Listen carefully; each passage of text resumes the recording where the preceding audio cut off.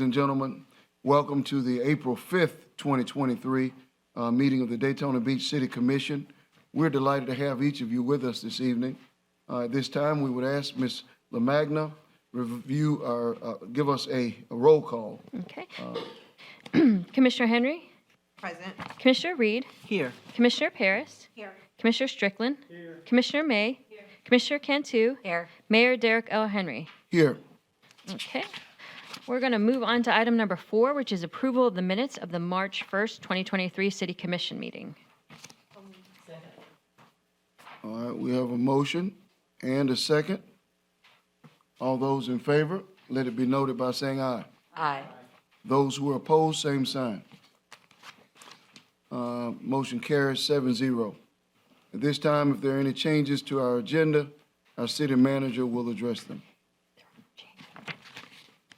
There are no changes for the agenda. However, under the consent item, there was a commissioners wanting to have a discussion on 8D. So when we get to the consent agenda 8D, I would ask for that to be discussed before the approval of the consent agenda takes place. Which one is 8D? It is the B-side redevelopment board. Okay. Which one is the one for the First Step Shelter? That is 8F. 8F? Is it possible for us to pull 8F or, because I want to add another person to 8F so we can just get it done tonight. This is what it is. We would like to go ahead and appoint Mayor Don Burnett to replace, is that on there? No, but we Thought I read, Chase is off. They took Chase is off. But Don needs to be added, Don Burnett. So what is the best way to do that? Well, there's a slight timing issue. You recall the city commission approved increasing the size of the First Step Shelter Board from 7 to 9. The First Step Shelter Board hasn't had the opportunity to meet to actually approve the bylaw change to accomplish that. And so they're going to need your microphone. They're going to need a cycle to make that happen, or have a special meeting of the First Step Shelter Board. We could make the appointment contingent upon the amendment of the bylaws by the First Step Shelter if you want to move forward tonight. Or would you like to continue this particular item until that is done? No, because we want to get Ms. Persis on there now. I'd rather just make it contingent upon their approval so the next time we meet that we would be able to move on. Very good. Because we've been without, Port Orange hadn't had a representative for a little while, and, it's time. We'll make sure that's stated. Okay. It's Don Burnett. Don Burnett. Mayor Burnett.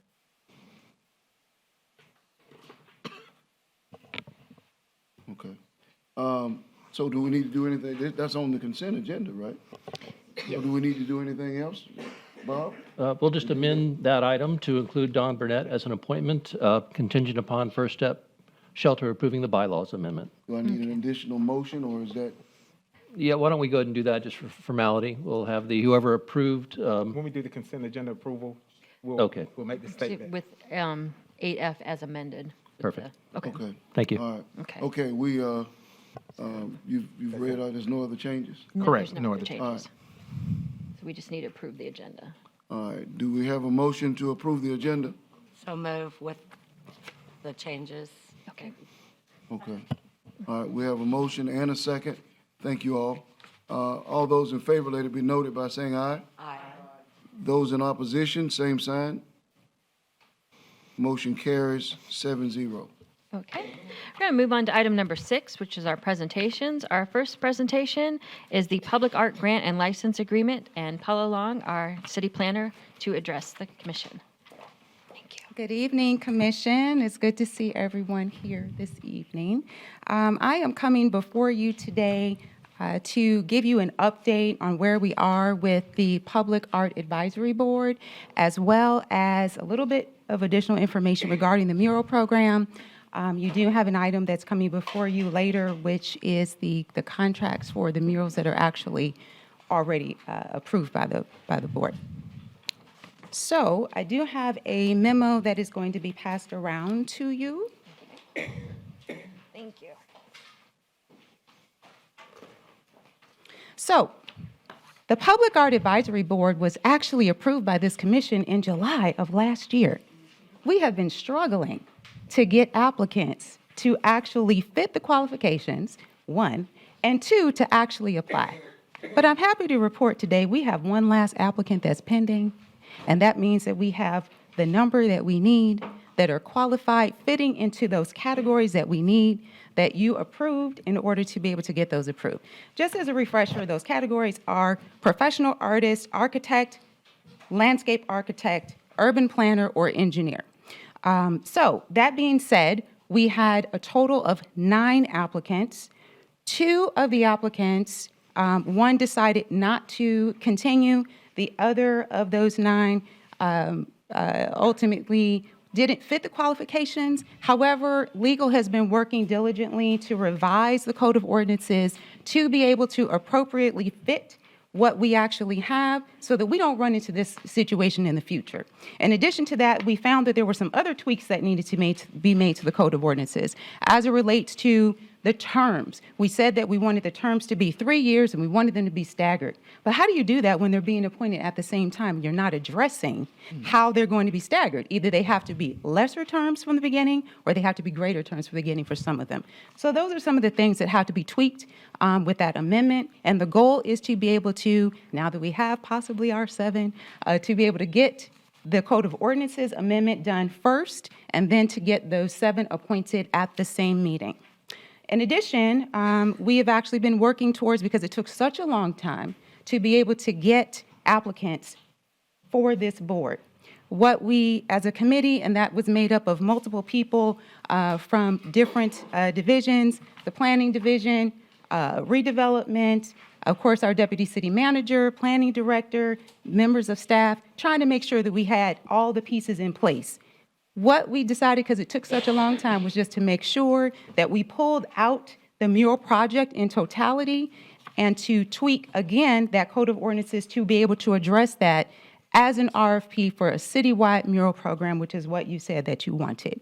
You have 2 that are going to come before you that are not a part of this at all later, which has actually the contracts attached to that, and that's where we are at this point. Any questions? All right, great. Thank you. So, well, we have people already that meet these criteria, you're saying? We do. Okay. We just.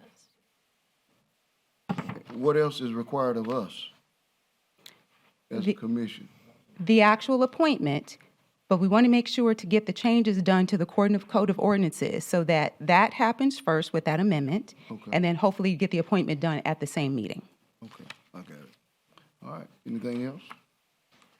Well, I'm excited about this, and really excited. One thing I think we should say is that each time a mural is done that we've sponsored, I would like some sort of public presentation,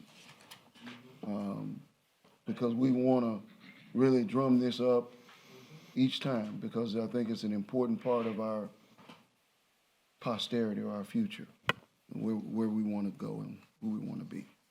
So that means that leisure services or whoever helps to promote that, they got to be prepared. And communications on our website to let people see it. Yeah. Okay. Great. All right. Thank you. Thank you.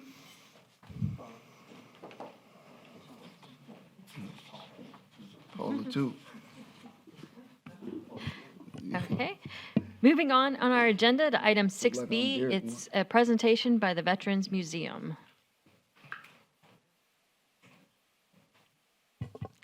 You can come on up. You can come on to the microphone. Good evening, Mr. Mayor, Commissioners. My name is Jose Rosa. I am the president of the Veterans Museum at Daytona Beach. Earlier this year, there was a monument constructed in front of the Cornelia Young Library, which is now the Veterans Museum and Education Center. And I thank this commission and the mayor and all of the officials involved with helping us come back to Daytona Beach. We're very proud to be here. We just finished the monument that's in front. It has brought a lot of attention to our museum, and I wanted to present this framed photograph of the monument so that the citizens of Daytona Beach, if you would put it up in the veterans area downstairs, can see that there is a museum here, and it is a beautiful monument. Y'all ought to clap for that now.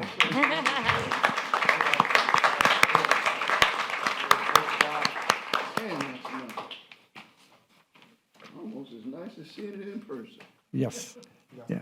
Oh, right here. Oh, yes, sir.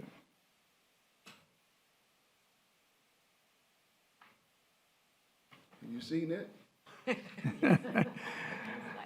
So I thank you, Mr. Mayor, and I thank the officials and the commissioners, and especially Stacy, who provided us with the funds to put this monument together. It wasn't easy, but it's there, and it has brought attention to that building for people that drive by Peninsula Avenue. Now they know it's a museum because they see this. So if it would go downstairs and the veteran area, everyone else that comes in can see that the museum is here and going strong.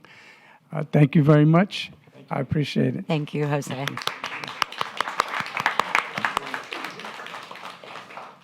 Thank you, Jose. Theater, he would like that picture hung next to our veteran plaque by HR on there. That's good. Okay. Thank you. Okay. So we're going to move on to item number 7, which is our citizen comments. During this time, citizens have the opportunity to address the city commission on any item on the consent agenda. And I have one speaker, Mr. John Nicholson.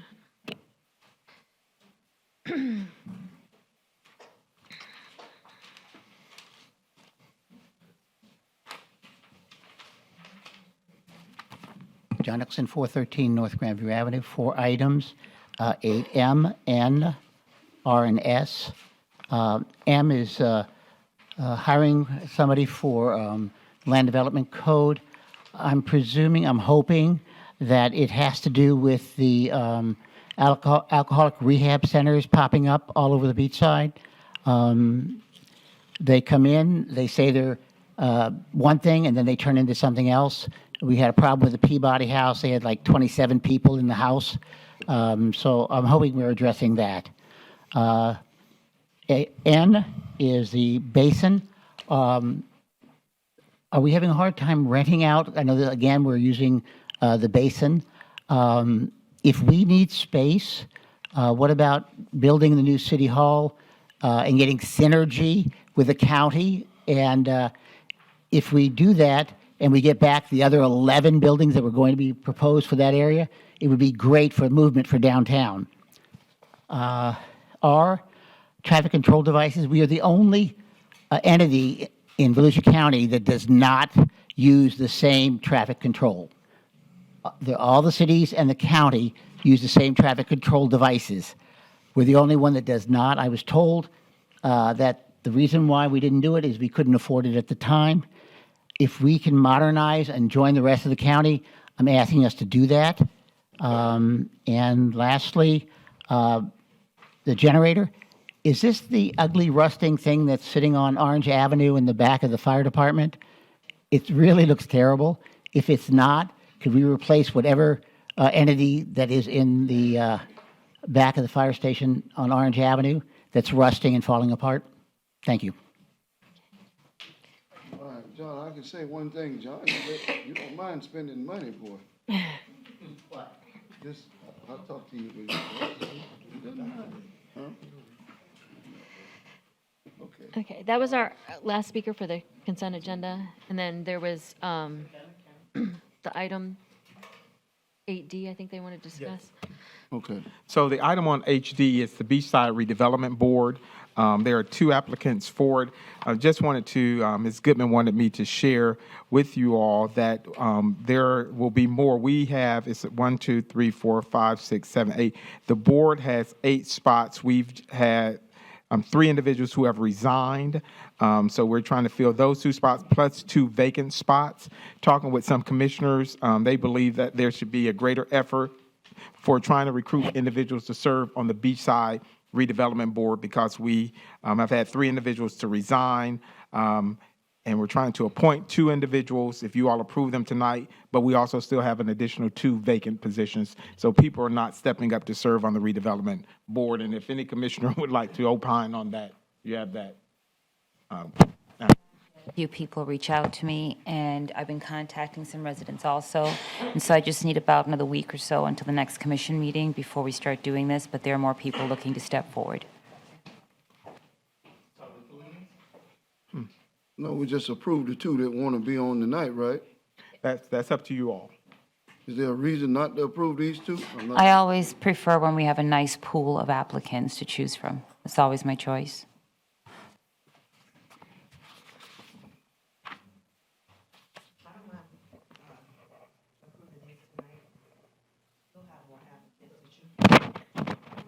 Approving these tonight because we still have 2 more spots that you'll have a nice pool of applicants.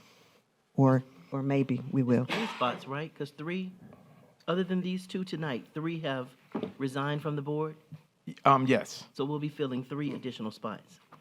yes. Okay. That's what we're trying to, yeah, I mean, Yeah, and get them while it's hot. go ahead. I'm in favor of going ahead and putting these 2 in there tonight, and then I'll redouble my efforts as to try to find somebody to participate as the other 3. Okay, who are the other 3 that are resigning, by the way? We have Krista Goodrich, Dino Paspalax, Paspalaskis. and Teresa Doan. Wow, that's truly a changing of the Of the guard, guard. right? And this is a board that, you know, okay, I know some people that would probably want to be on there also, so we can get a nice, rich applicant pool. Yeah. Okay, but, And there are certain requirements. I'll make sure that Ms. Goodman sends out the requirements so you all are aware to get the board to be more active because with the resignations, they really can't even make Can't recommendations. yeah, Yeah, they don't. okay. Oh, that's interesting. Okay. So, is there anyone else that, you know, these folks have stepped up and they are citizens. And I have confidence in the 2 whose names are on the dais. So I don't know, I don't know them, but that's my concern as well, that they have already applied, and it wouldn't be fair to make them wait to see who else is going to come. Possibly come, and then with the 3 that are open, you all can make your suggestions, and we can consider that pool. I'm in favor of moving forward this evening. okay. All right, just keep it as is then. Okay. So then we just need a Motion. motion to approve the consent agenda with the amendments to item 8F for the First Step Shelter to appoint Don Burnett, Mayor Don Burnett, contingent upon the First Step Shelter changing their bylaws. Okay. So moved, everything the clerk said. Second. All right, we have a motion and a second. All those in favor, let it be. Aye. Aye. Those who are in opposition, same sign. Motion carries 7-0.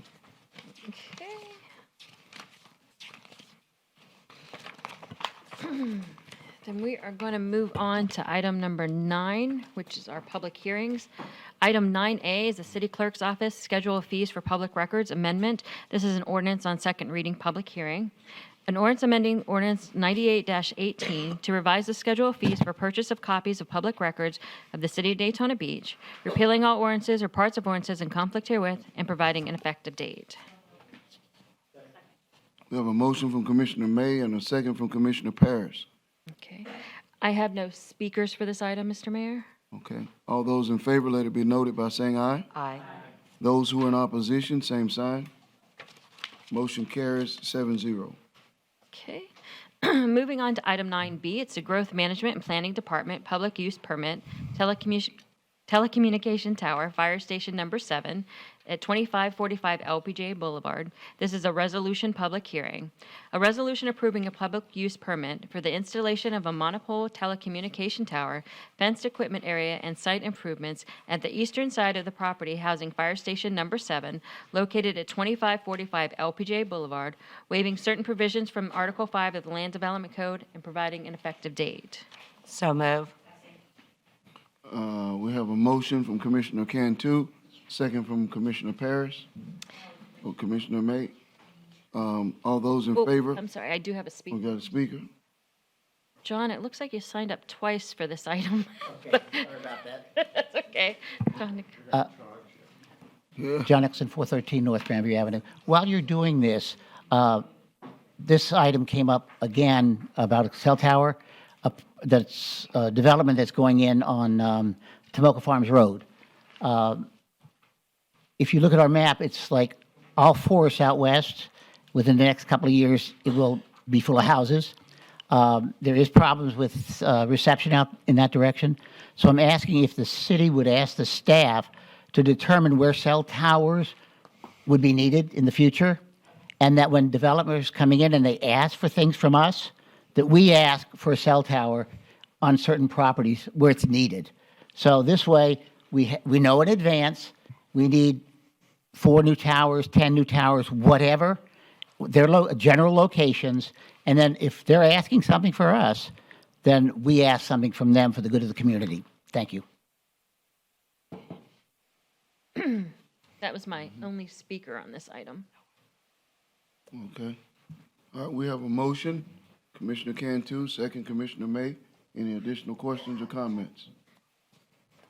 All those in favor, let it be noted by saying aye. Aye. Those opposed, same sign. Motion carries 7-0. Okay, moving on to item 9C. It's a Growth Management and Planning Department, first amended and restated PNS paving, PD, Plan Development, General Rezoning. This is an ordinance on second reading, quasi-judicial hearing. An ordinance amending the zoning map of the Land Development Code to rezone 6.16 plus or minus acres of property located at 3702 Olson Drive from Plan Development General to PDG, approving the first amended and restated PNS paving plan district agreement to incorporate the property above into the planned district located at 3701 Olson Drive and allow for the development of a cement and concrete batching plant to support PNS Paving's existing operations, authorizing the mayor and the city clerk to execute the agreement, repealing all ordinances or parts of ordinances in conflict herewith, and providing an effective date. We have a motion from Commissioner May and a second from Commissioner Parrish. And I do have Mr. Rob Merrill here on behalf of the applicant for any questions. All right, no questions? All right, all those in favor, let it be noted by saying aye. Aye. Those opposed, same sign. Motion carries 7-0. Okay. Moving on to item 9D, this is the Growth Management and Planning Department, a second amendment to DME PD Plans Development General. This is an ordinance on second reading, quasi-judicial hearing. An ordinance rezoning approximately 3.8 acres of land located at 2509 Bellevue Avenue from BC Light Industrial and Rural Agriculture to Plan Development General, approving the Second Amendment to the DME Plan District Agreement, adding the property rezoned into the existing plan district for a total of approximately 17.48 acres, increasing permitted student housing units from 164 units to 324 units, and authorizing development of additional academic and sports training facilities, authorizing the mayor and the city clerk to execute the Second Amendment to the PD agreement, repealing all ordinances or parts of ordinances in conflict herewith, and providing an effective date. So move. We had a motion from Commissioner Cantu and a second from Commissioner May. Okay, and I Do we have any questions or comments? Yes, I do. Yes, ma'am. Mr. Hopkins, can and I I ask do you a have Mr. question? Hopkins here for. Good evening. My name is Joe Hopkins, for the record, engineer with the Performance Group at 100 Marina Point Drive here in Daytona. Hi. The question I have, I just want to make sure the dorms that are being built is what's presented in our package on our agenda? That's correct. Okay. That's all I have. Thank ma'am. you. Any other questions? No additional questions? Okay. I do have additional speakers, Mr. All right, we'll hear from them. Our first speaker, thank you, is John Nicholson, and on deck is Jim Cameron.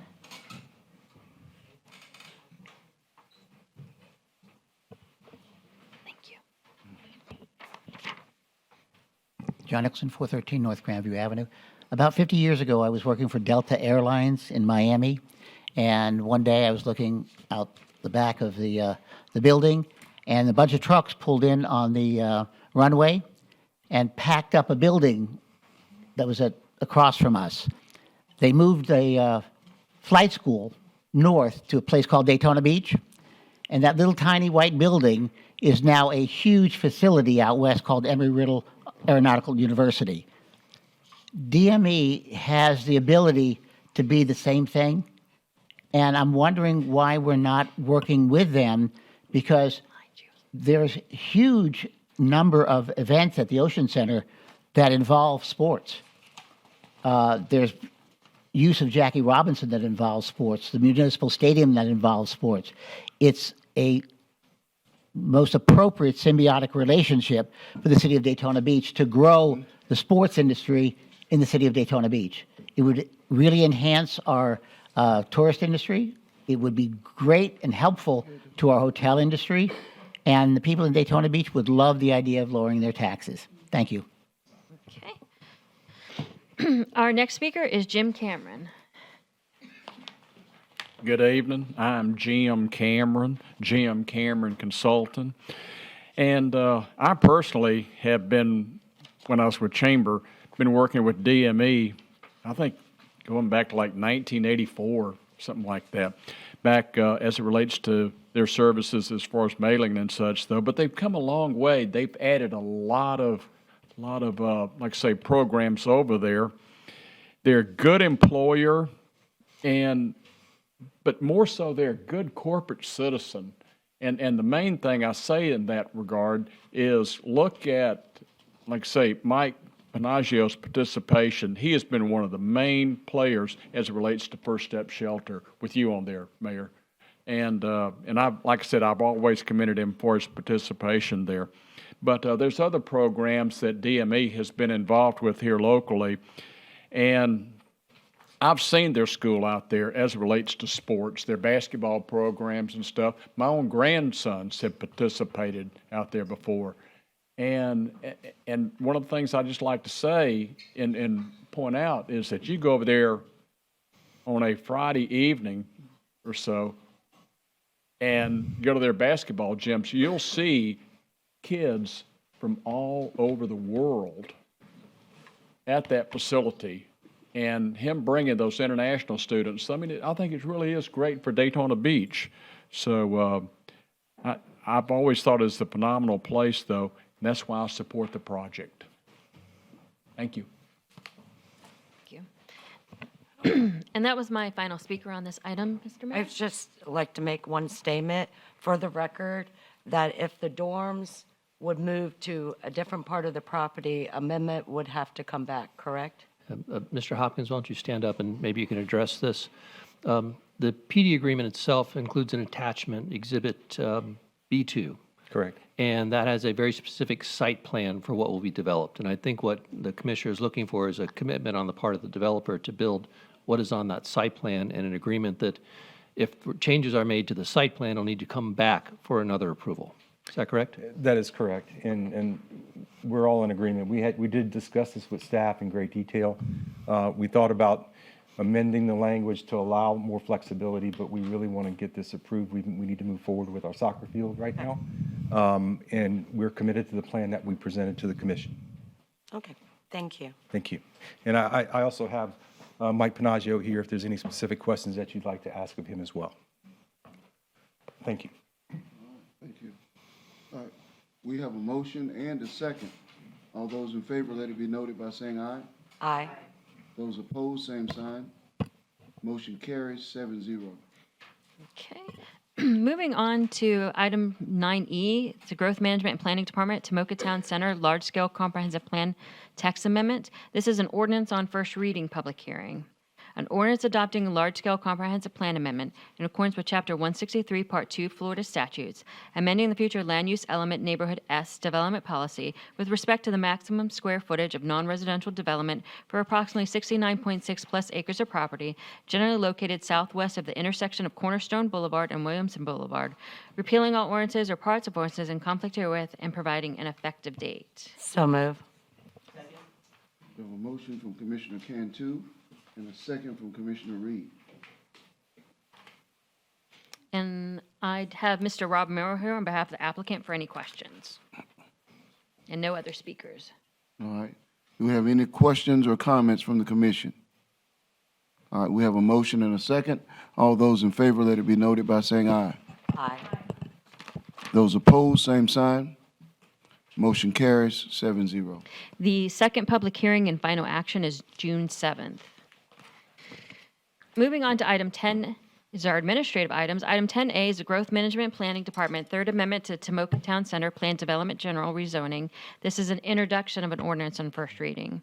An ordinance approving the Third Amendment to Tomoka Town Center Plan District Agreement relating to development and use of approximately 118 acres of property generally located east of Interstate 95 and south of LPGA Boulevard, west of Williamson Boulevard, to increase the maximum non-residential square footage permitted within specific areas of the property, subject to conditions, authorizing the mayor and the city clerk to execute the Second Amendment to the agreement, repealing all ordinances or parts of ordinances in conflict herewith, and providing an effective date. And are there any questions or comments from the commission on this ordinance? Okay, so the public hearing and final action will be June 7th. Moving on to item 10B, it's the Growth Management and Planning Department, First Amendment to Daytona Lakes RV Resort PD. This is an introduction of an ordinance on first reading.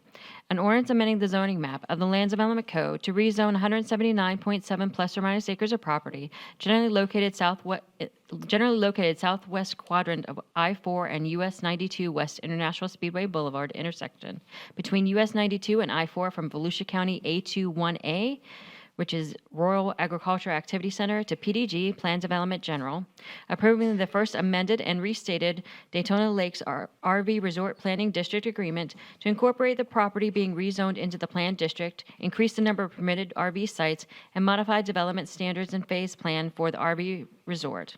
Authorizing the mayor and the city clerk to execute the agreement, repealing all ordinances or parts of ordinances in conflict herewith, and providing an effective date. And are there any questions or comments from the City Commission on this item? Okay. The public hearing and final action will be April 19th. Okay. And that was my last agenda item. All right, we'll move on to commission comments. Who was first tonight? Was it Commissioner Henry? Yes. I only have one comment tonight, and that is that we had the opportunity to feed almost 200 police officers and firefighters and the employees at the police department as well as code enforcement around 2 weeks ago. It was a wonderful event. They were very happy. We brought out 2 food trucks and supplied drinks and cake and all kind of goodies for them, and just wanted to say thank you to all of them for allowing me to come out and tell them that we appreciate them as a city and as a commission for what they do for our community. That's my only comment tonight. Thank you. All right, thank you, Commissioner. Commissioner Reed? Yes, sir. Just wanting to bring some things to your attention that are coming this month. We began our Midtown Concert Series on April 15th. The first band performing is Blue Moon. All of this announcement should be made available to everyone with all of the dates. And then, of course, there's that special event called the Seafood Festival that will be held on April 29th. Staff has been working very hard and diligent on putting that together again for this year. And we expect everyone to come out and to participate and to engage in the seafood. So we have a flyer for that as well. So excited about all of that. There's some other things here, but I'm sure others will want to speak on those in particular. Read and stuff, you know what I'm saying? So I will conclude my comments with that. All right, sounds good. Commissioner Harris? I guess my first thing is, if anyone's interested in the redevelopment board beachside, please send in your application. Last week, we had a very big loss to the community. We lost Randy Gray. He was a crusader for the Bridgeport Heights Park, And I'm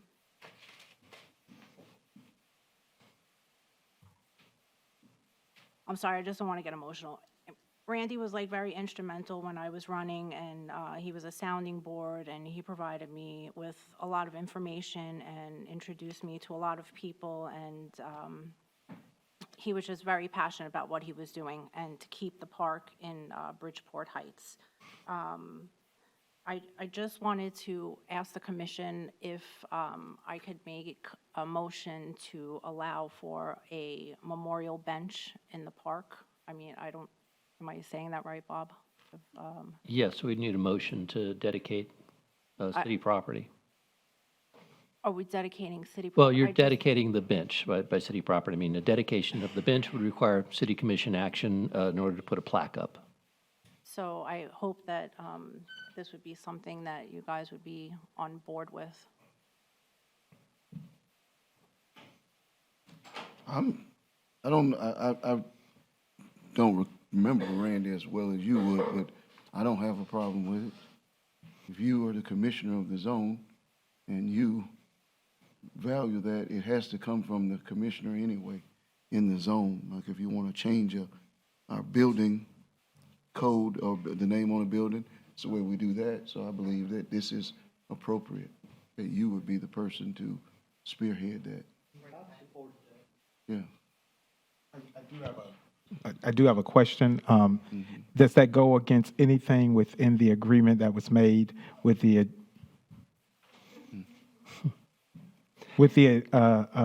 adjacent property owners or community members? I just don't want to make sure that we don't do something, we find ourselves back in the same situation for a year again. So I think it's important. Yeah. And that is a good question. I'm not aware of anything off the top of my head, but I'd like to have the opportunity to review the agreement to make sure that we're not running afoul of the agreement. We certainly have had a lot of scrutiny on that agreement and would want to make sure we're in compliance.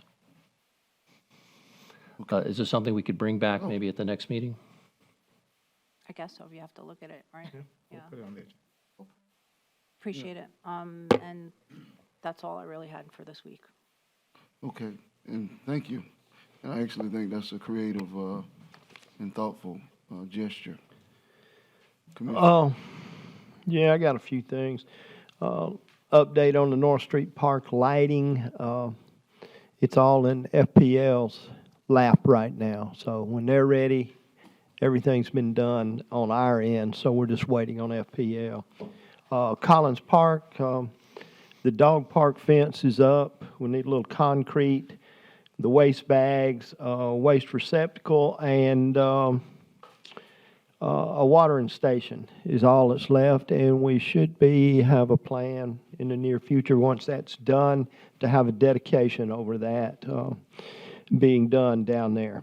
Also, this is the only time I can talk to Ms. Cantu about this, is when we're sitting here in public.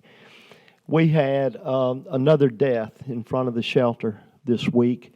The person was not a shelter resident, but it would probably be nice with your position with the TPO if you could lobby on behalf of the city and the shelter for a traffic light there. I know it'd be close to the other one, but that spot is very, very dangerous. Just pulling in and out of there in a car, let alone with somebody trying to get across that road on foot. And that's, 2 in the last 3 years. So, how many folks we're going to let lose their life out there or get injured seriously? So if you could bring that up, I would appreciate it. Yeah, I'm not sure if, Andy, I believe that's county. I might be wrong. I think TPO's in charge of what goes on there. Because I know when that other person got hit, the county was trying to, am I correct on that?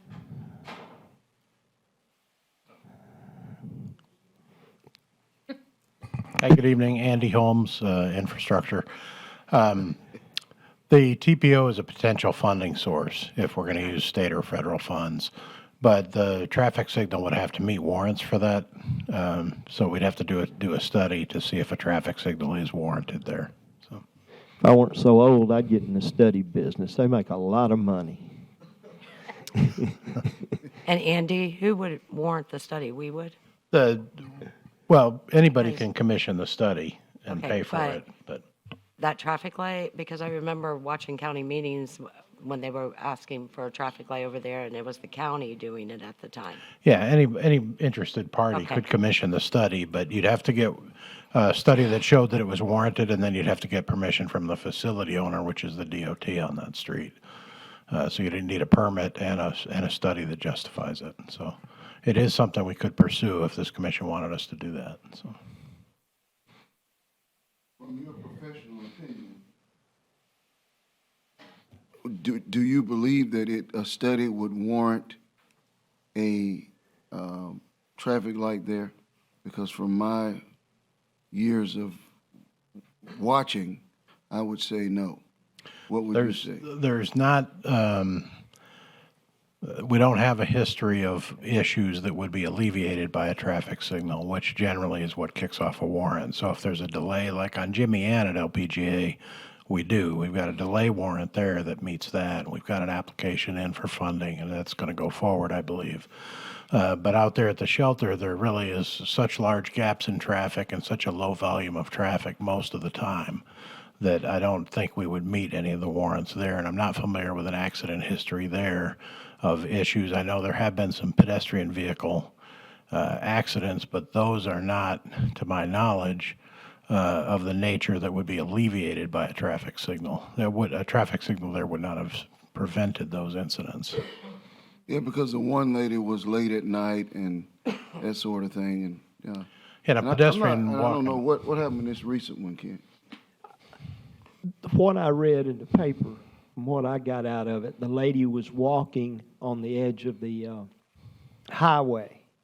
And I think the car in front of the lady that hit her dodged her, and she was like right there, and that's how the accident happened. There's no sidewalk out there either that I can remember. I should remember. I'm out there twice a There's no week. But sidewalk.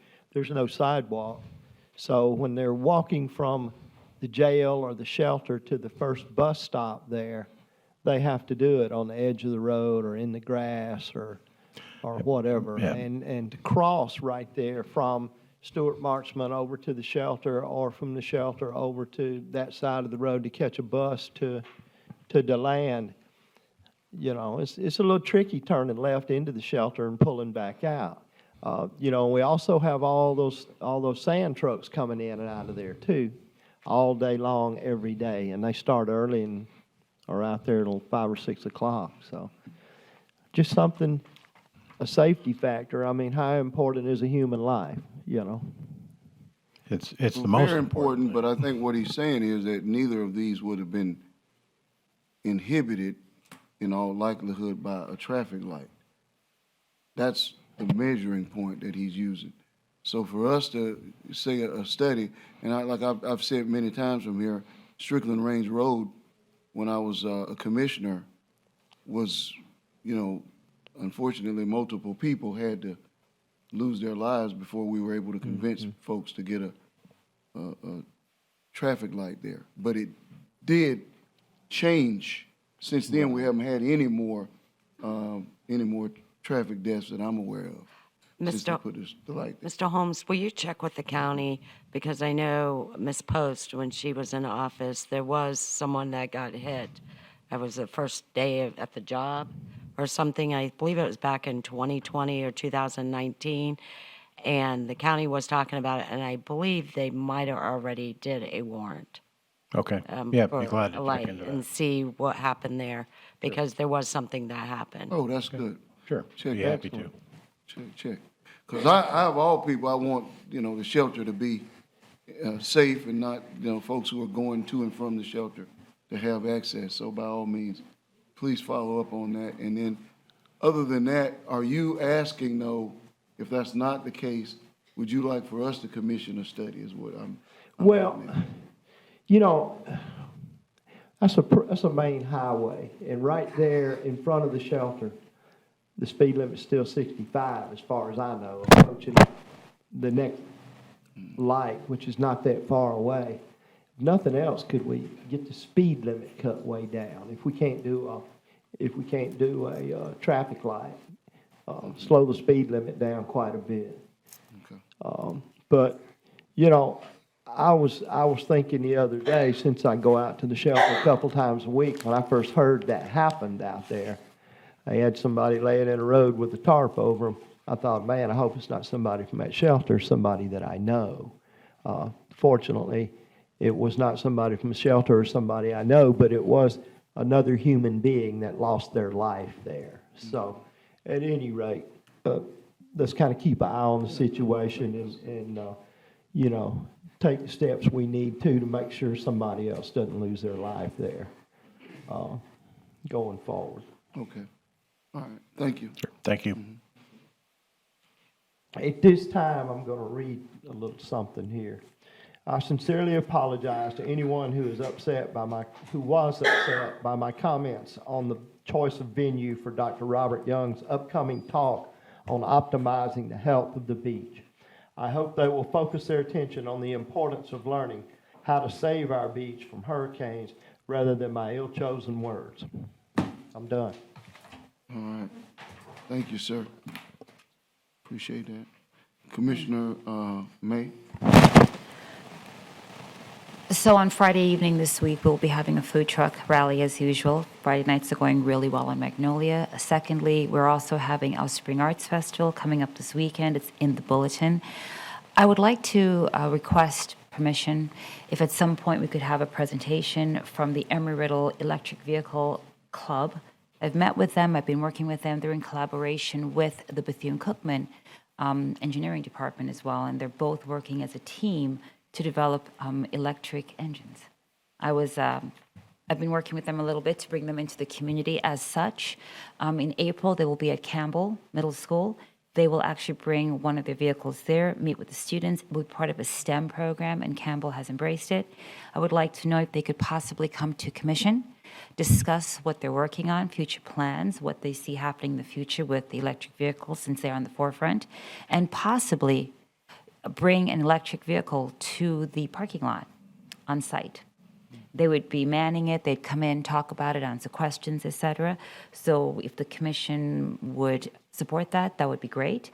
And I'm happy to put you in touch with their DEI person, diversity, equity, inclusion person, as well as their communications person. The entire team is student-led with a faculty leader. And I'll be working diligently to get them involved in the community as much as possible with the vehicle. Always a pleasure serving with all of you. Thank you. Let me suggest this.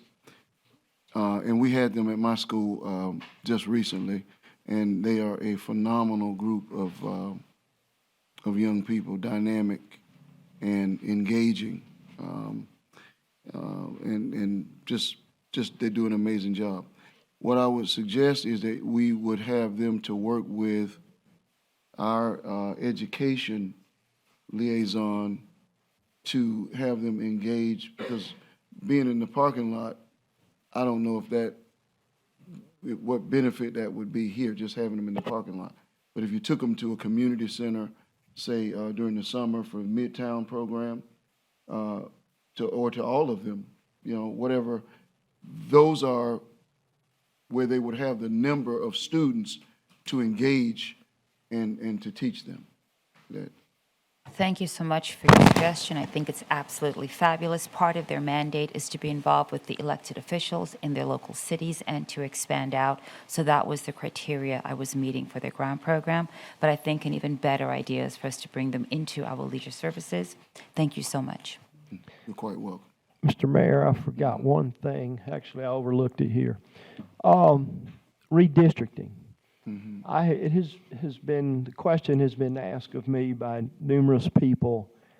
Since we are doing the redistricting, could we, and I'm not suggesting we do this so that we vote on it, but just so that citizens can see what it looks like across the board that have asked. They want to know what it would look like. If we just used a blank sheet, forget where we all live, and show us a map of what the whole city would look like. Redistrict without that, without taking into account residents the residents that we, our residents where we currently live. Well, how would that be accomplished? Would we ask the consultant then to execute that in addition to what he's already done? Is that what you're saying? Yes, sir. That would be up to the pleasure of the board if you all wanted to make that suggestion. That would require other people to speak to and to make a decision. I wouldn't mind that. You would not mind that? No. Okay. Does anyone else want that? I mean, this is an important decision because that says a lot. I mean, it says a lot, and I'm in this position, and if I choose to stay elected, I have no other desire to do anything else, so I have to be voted on by everybody. But so we need that requires a serious discussion to me, and I'm not opposed to it or for it. Just believe I have two people that's for it, and it means that what we've accomplished doesn't mean that it's thrown out of the window, but it means you have a look at something that, so.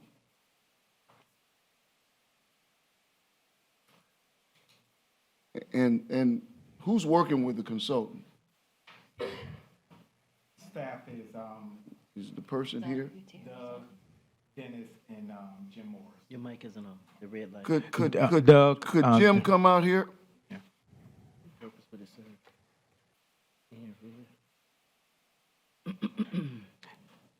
They're probably in the back here.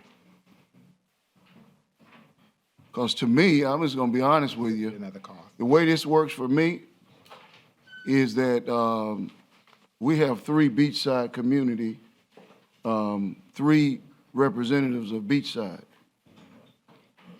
Historically, beachside has had the density of one zone. That's the density of beachside. And so that says a lot. So there's a lot of questions that emerge from that type of suggestion. And some people want that, and there's different ways to approach that.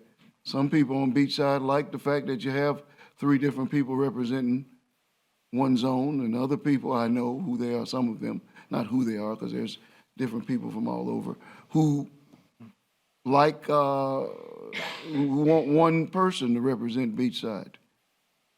And I'm not saying that's the only way that the person would come back with that.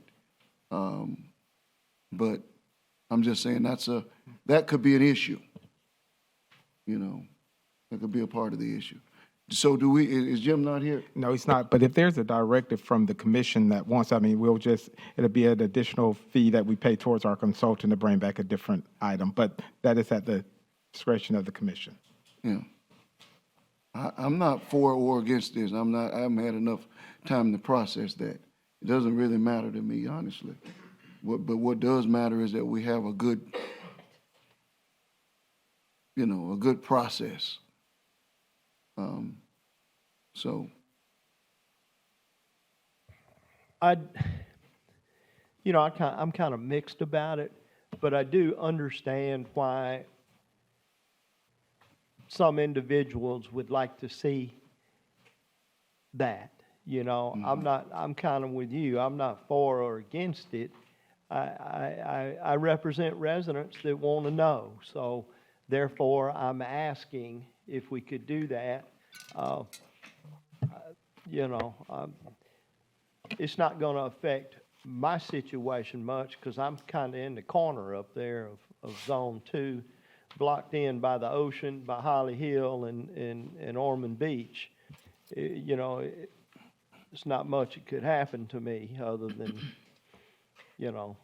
run again or whatever. But my whole point is I think it would be more than fair to our residents to have all the information going forward rather than just saying, well, this is what we have, this is what we decided to do, what would that look like? I just, it would affect you because I'm just explaining a scenario where one of the criteria is that you keep people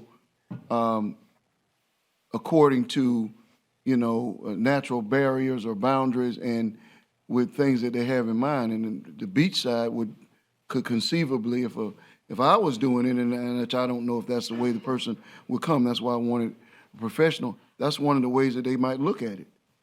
It's one of the ways they might look at it and just say, well, this should just be one zone, and then you cut it out in that way. Then you got 3 people who are on the commission who are in the same zone. I did want to say, but the staff that we have are not part of that. So they would just be able to communicate back. Even if Mr. Morris was here, all he would be able to do is communicate back. Mayor, if Monica's making a motion and Mr. Strickland is second, can we take a vote? Take a vote on it? If we have a first and a second? Is that what you all want? I mean, instead Well, of... there's no opinion, but okay. Okay, I mean, if she's making a motion, I'd rather just take a vote instead of keep talking about it. Okay. Is that something that you guys want to vote on? Got a motion? If she's asking, I'd like to make a motion to have the consultant make a map, not with us in our districts, if need be.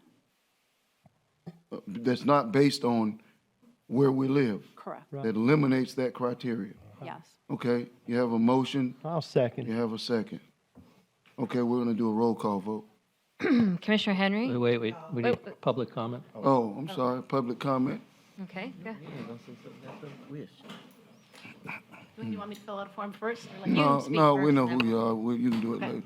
Ann Ruby, 137 Park Avenue. You are correct, there are 12,075 residents on the beach side. So that is just 26 residents over the 1% plus of what it's supposed to be. The way the zones are set up now is a classic case of gerrymandering. You have split minority communities, you have split communities of interest. That has been the typical way that they have disenfranchised voters. Now, I suspect this happened because someone had the idea, I'm going to give everyone the benefit of the doubt, somewhere long ago, the idea was, let's bring the beach side and the mainland together by having cross commissioners. But unless the commissioners are going to actually hold joint meetings to bring their communities together, it hasn't happened. And as I pointed out in one of my emails, my only email, which I was told was a little too harsh, the one street that's really improved has been Beach Street, when it had one commissioner focused on it. And I think our city, we have tried this. Oh, I'm represented by multiple zones. BCU, oh, I have multiple commissioners. MMB does not look great, although it's starting to get better. But I think it would be incumbent on us to at least consider not disenfranchising voters. It's too important to just split communities like that. 54% of our residents are white. 54%, that means 46% identify as non-white. And yet in all of our zones, we have the highest zone, I think, is 13% non-white. We have split the non-white vote all over the place. That is not how this is supposed to be. And it is very clear that ABCU should stay together. It is very clear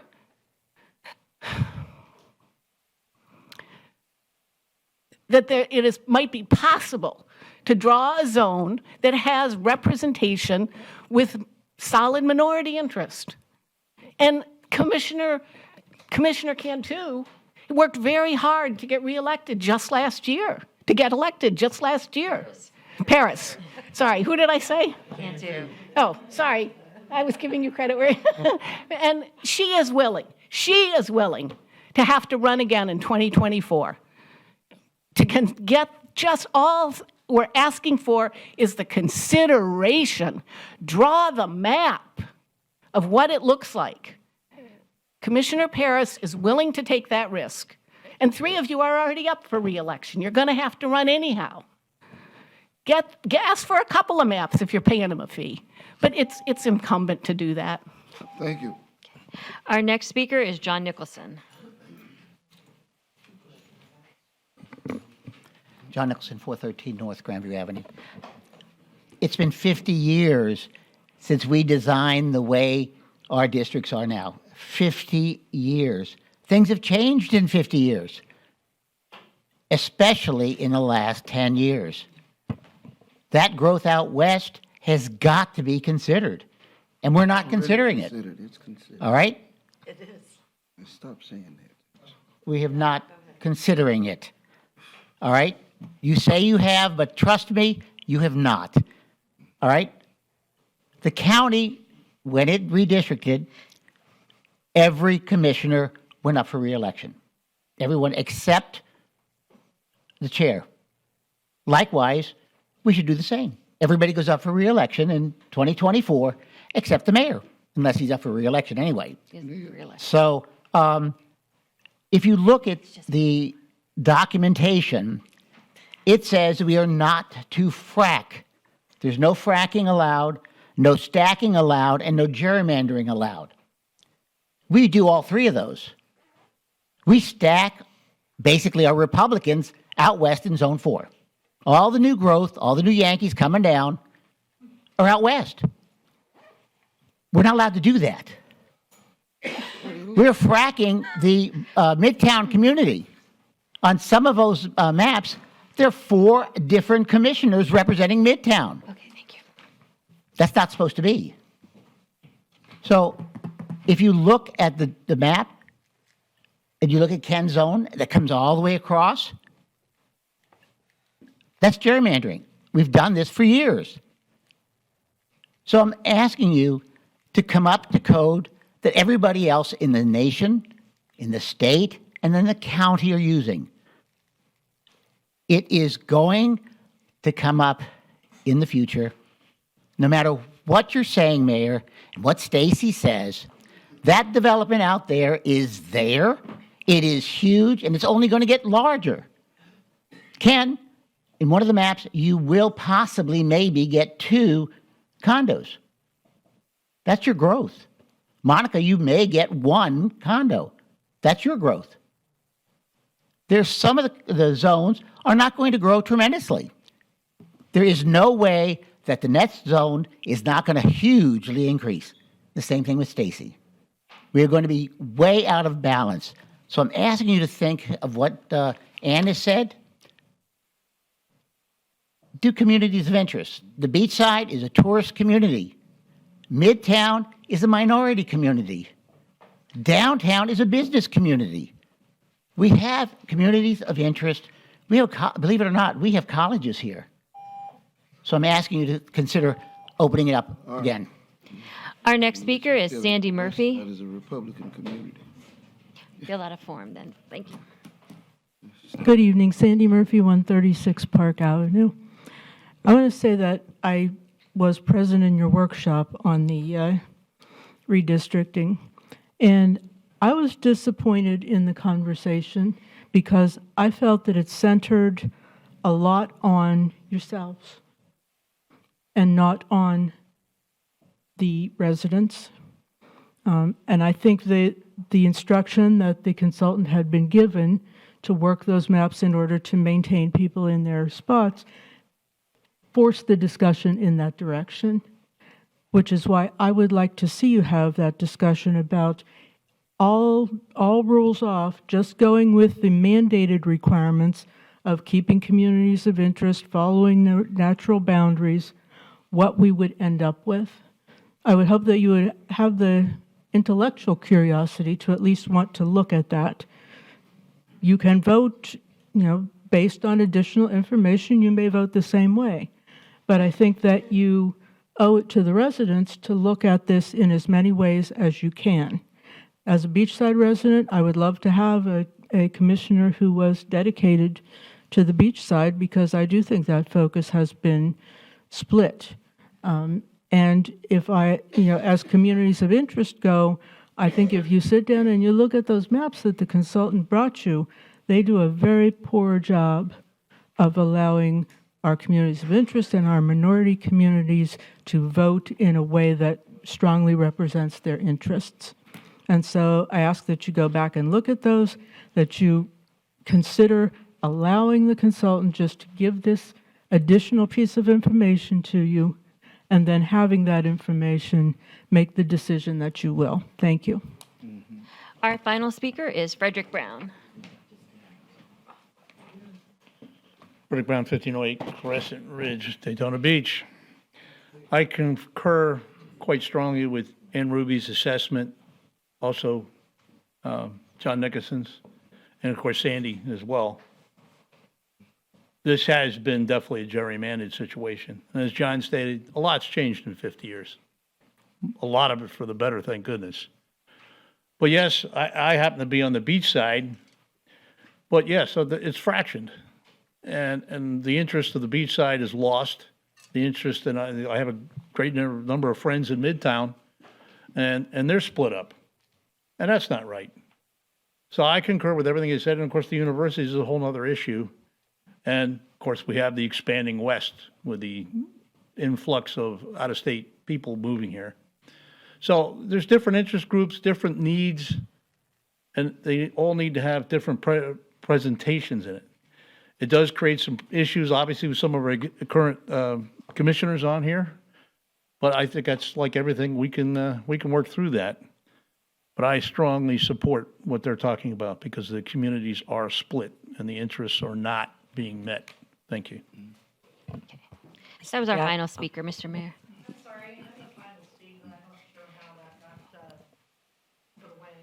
You're speaking on this item about the redistricting? No. Okay, then your time hasn't come up yet. I have a question, Mr. Jagger. First of all, something Mr. Nicholson said. Okay, so we're supposed to redistrict every 10 years, excuse me. And we are supposed to go by the 2020 census, correct? We're doing that. Not what we expect to be coming in the future that we have not voted on. You're very limited in terms of future growth as to what you can consider in redistricting. Correct. That's just Okay, thank you. So, okay.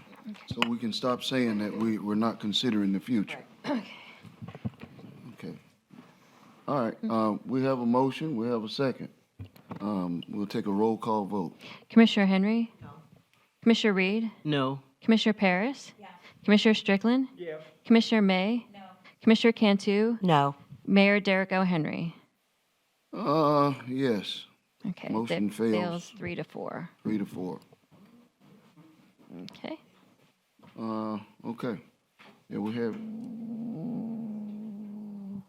I think Commissioner Cantu is next for. yeah, Commissioner, Are you? I'm sorry. You were He came finished and then back he and- came back. Did you have anything else? I have a question about this.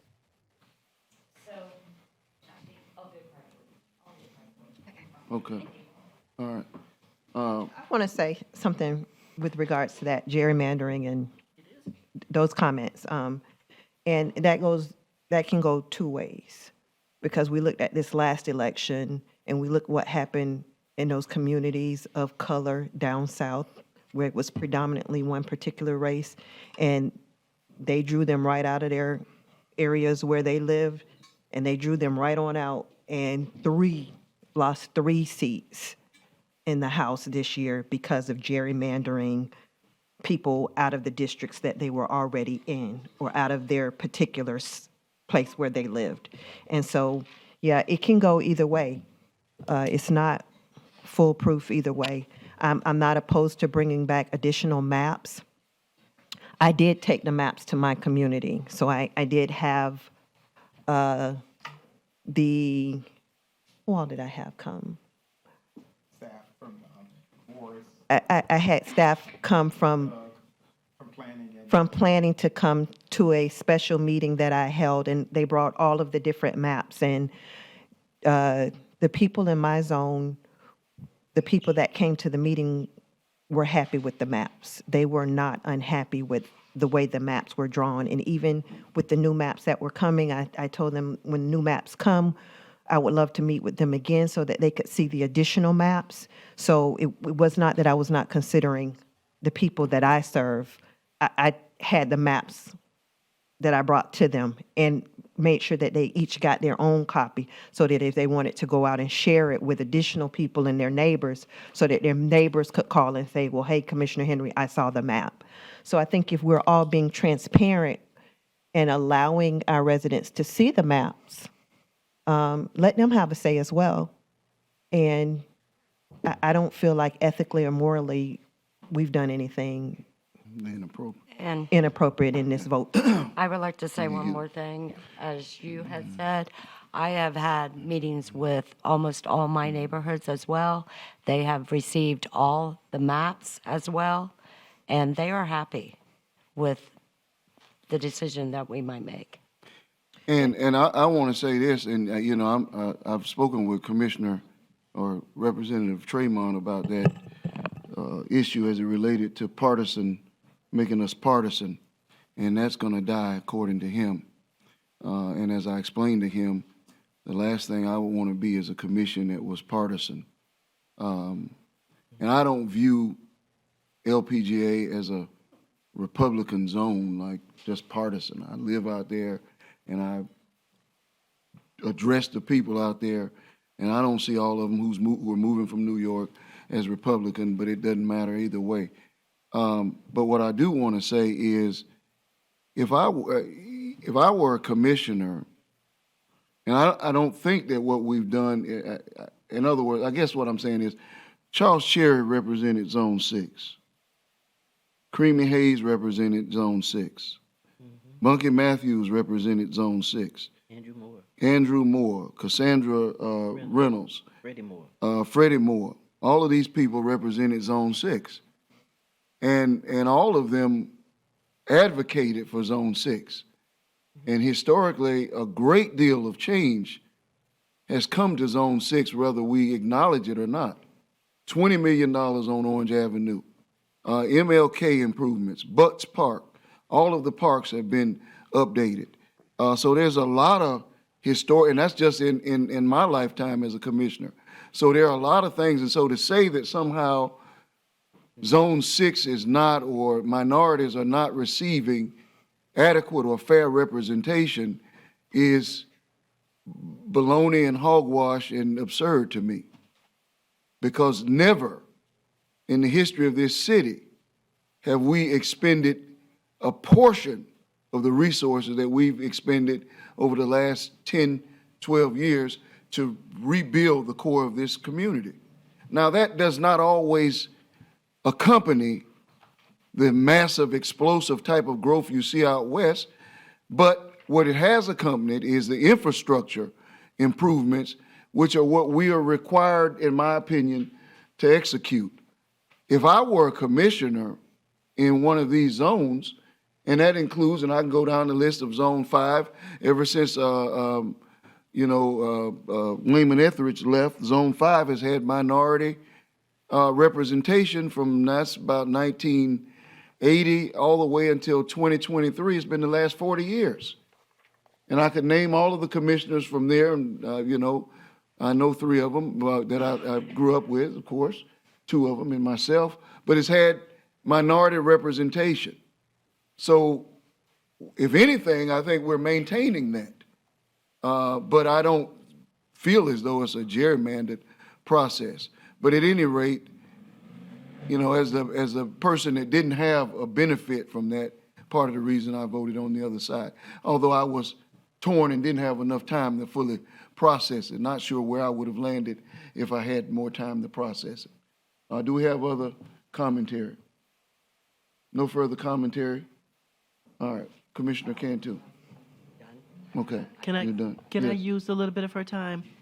I neglected to mention that there was a children's business fair on Beach Street, and I think we all got an invite from the Whites, and it was phenomenal to see these young people. Commissioner Paris and I just stumbled upon each other, and then we stumbled upon the city manager, and we thoroughly enjoyed it and supported it to see the young people out there with their businesses, and we spent some money.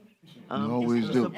I was like, should I have gone to the bank Commissioner Paris was prepared to pay some money, but then they took debit cards, so I was all right. But it was really nice, and I made some really great purchases. And then the other thing I wanted just to do was to thank Andy and his staff for paving Garden Street. See, Hallelujah. It may have taken a little while, but you know, that's come before us several times, and I actually drove down it myself. And the bumps and the holes and all that are gone, and they're doing a great job all over the city. But that was one that was a thorn in my side. So I just want to thank them for what they're doing for all of us in all of our zones with the streets that they have identified. yeah. You know, I do want to acknowledge former Commissioner Victor Ramos in the audience and the CEO of Mid-Florida Housing as well. Good to see you, Victor. Okay. Do we have any other comments, Commissioner Cantu? It was your time. No, okay. All right,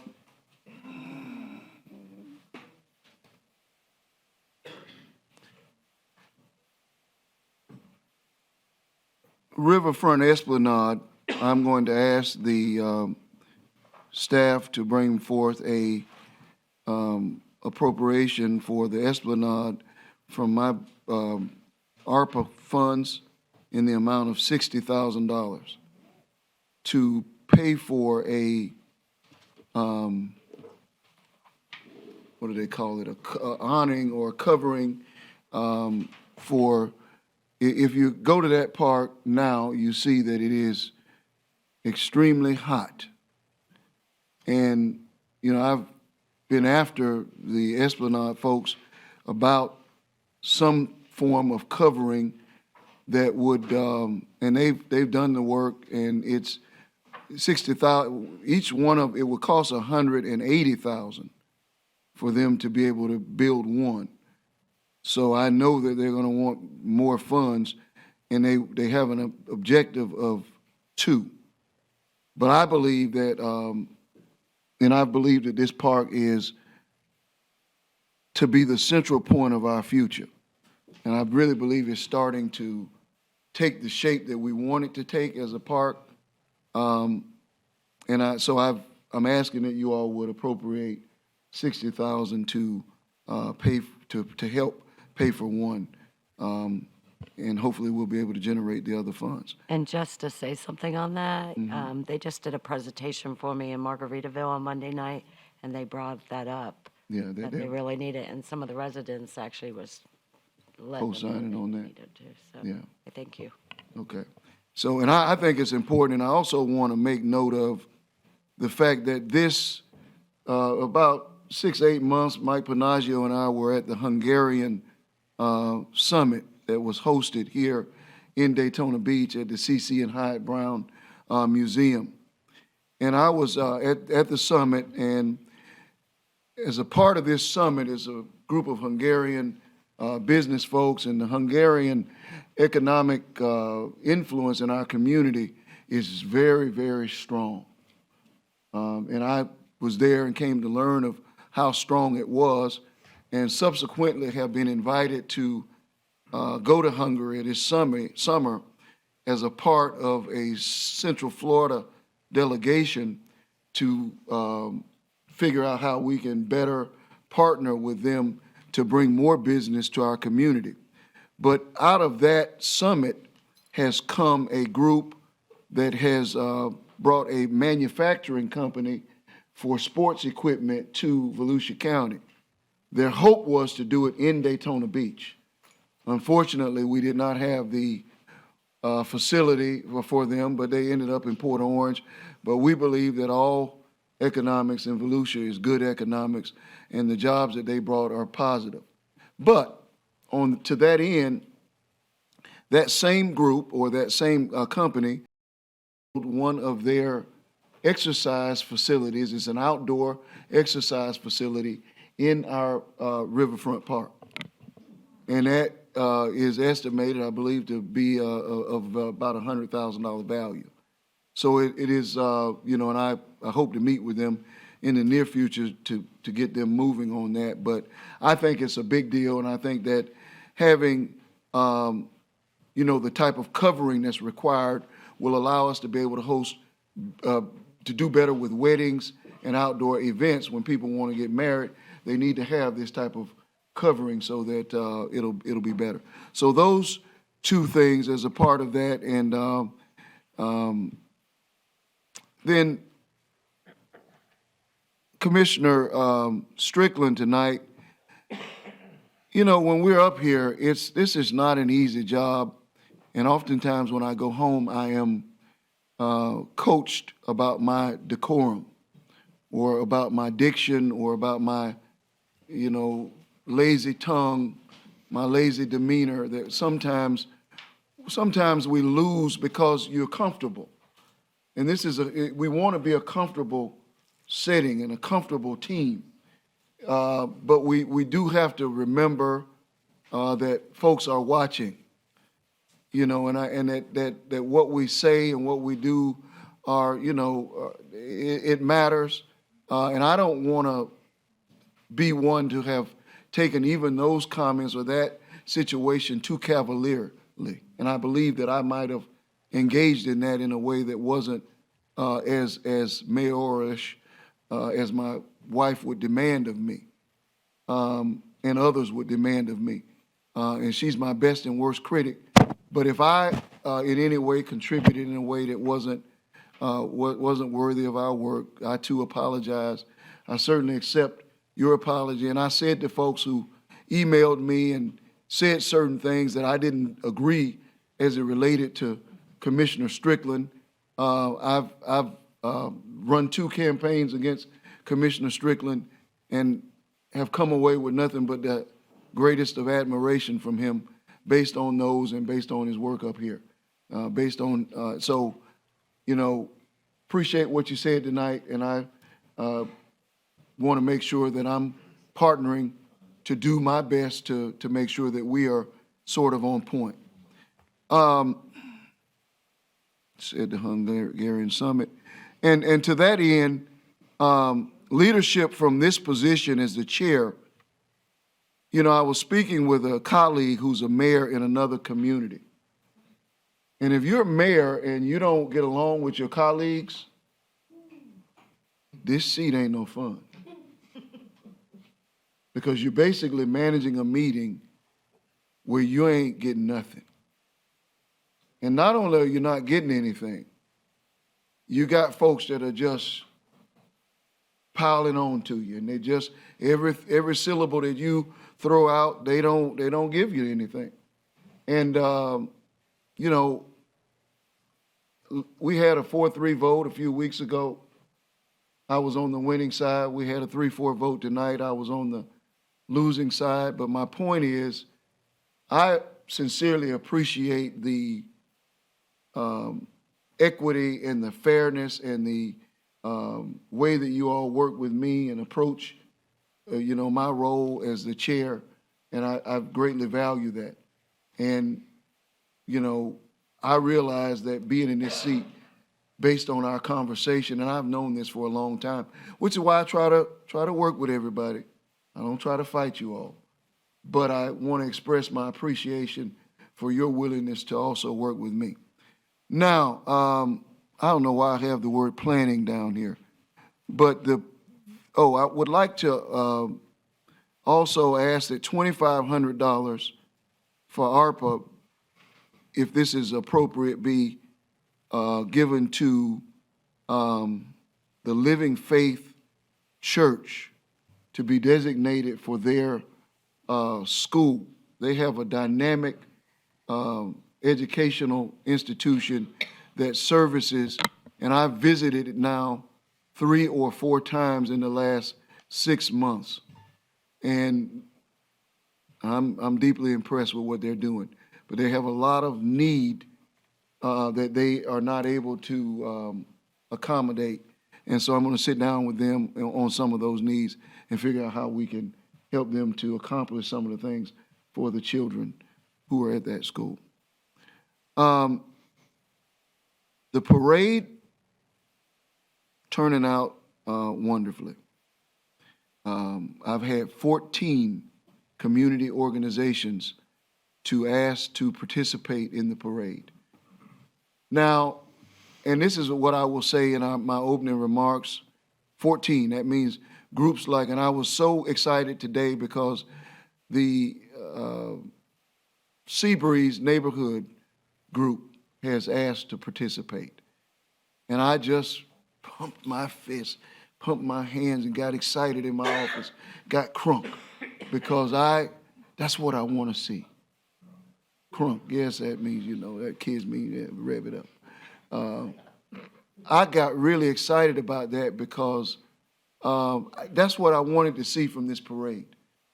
And I believe that what has been accomplished at Mainland High School this year with the girls and boys basketball teams, the football team, what the track team is doing right now, is a way to bring us all together.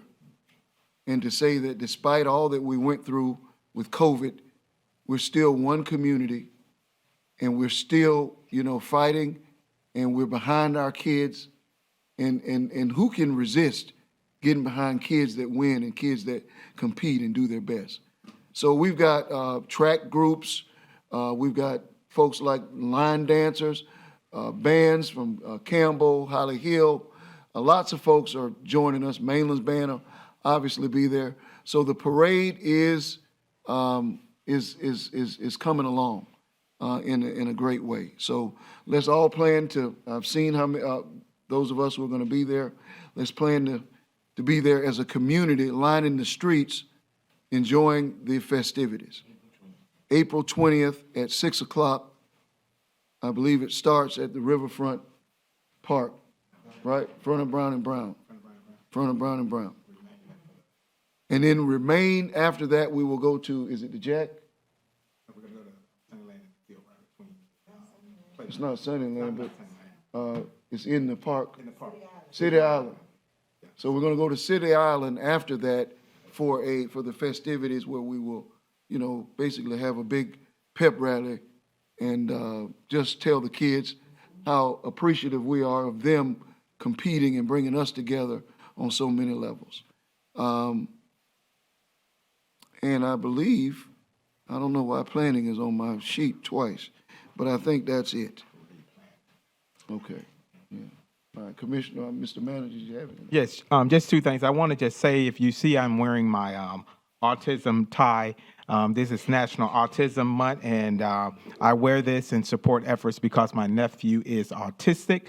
So if you have the ability to do research on autism and support those type of causes, please do so. So if you see me with this tie on more than tonight, it may be on quite often during this month, so people can ask me why I'm wearing it. Okay. The other item that I wanted to bring up is in reference to the purchase and installation of security cameras along Seabreeze. Commissioner Strickland asked for a meeting with myself, the police chief, and the IT director a couple of months ago, wanting to figure out how he could utilize his other resources in regards to his ARPA funds to really do some improvements after working with the police department for the Seabreeze area as well as streets around that zone. So he is going to be putting in a substantial amount of money into this process. But during our agenda preps, commissioners were asking about how can they do things in their zone. So what I'm wanting, if there's an interest for you in your particular zone of streets that you want to look at and you may want to contribute, we want to bring back an item to the commission. This will allow for our IT department and police to look at certain areas to see how we can improve other areas and contribute to the fund. Right now for his zone, it's about $240,000. He is committing about $60,000 towards that area. But I know talking with Commissioner May and Commissioner Paris, because their zones also connect with his, there's an interest from them also to contribute towards these funds. But I didn't want to, we were going to put it on the agenda, but after talking with all of you, there's a desire to how we can do that from a lighting standpoint and also security cameras. And I know Mr. Mayor has talked about Main Street areas for lighting.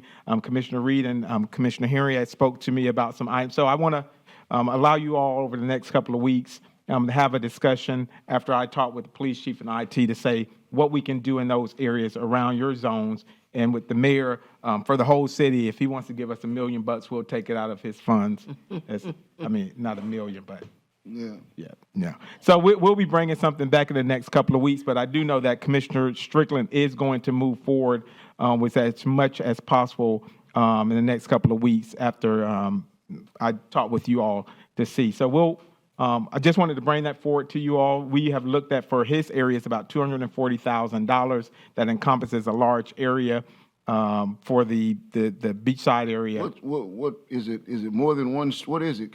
Oh, yeah, it's streets. It's streets that surround the Seabreeze area, the Grand Views, and it would allow for the police department to be able to see those streets cameras, and then we'll be adding lights in certain areas that they can't see now. That's important to me.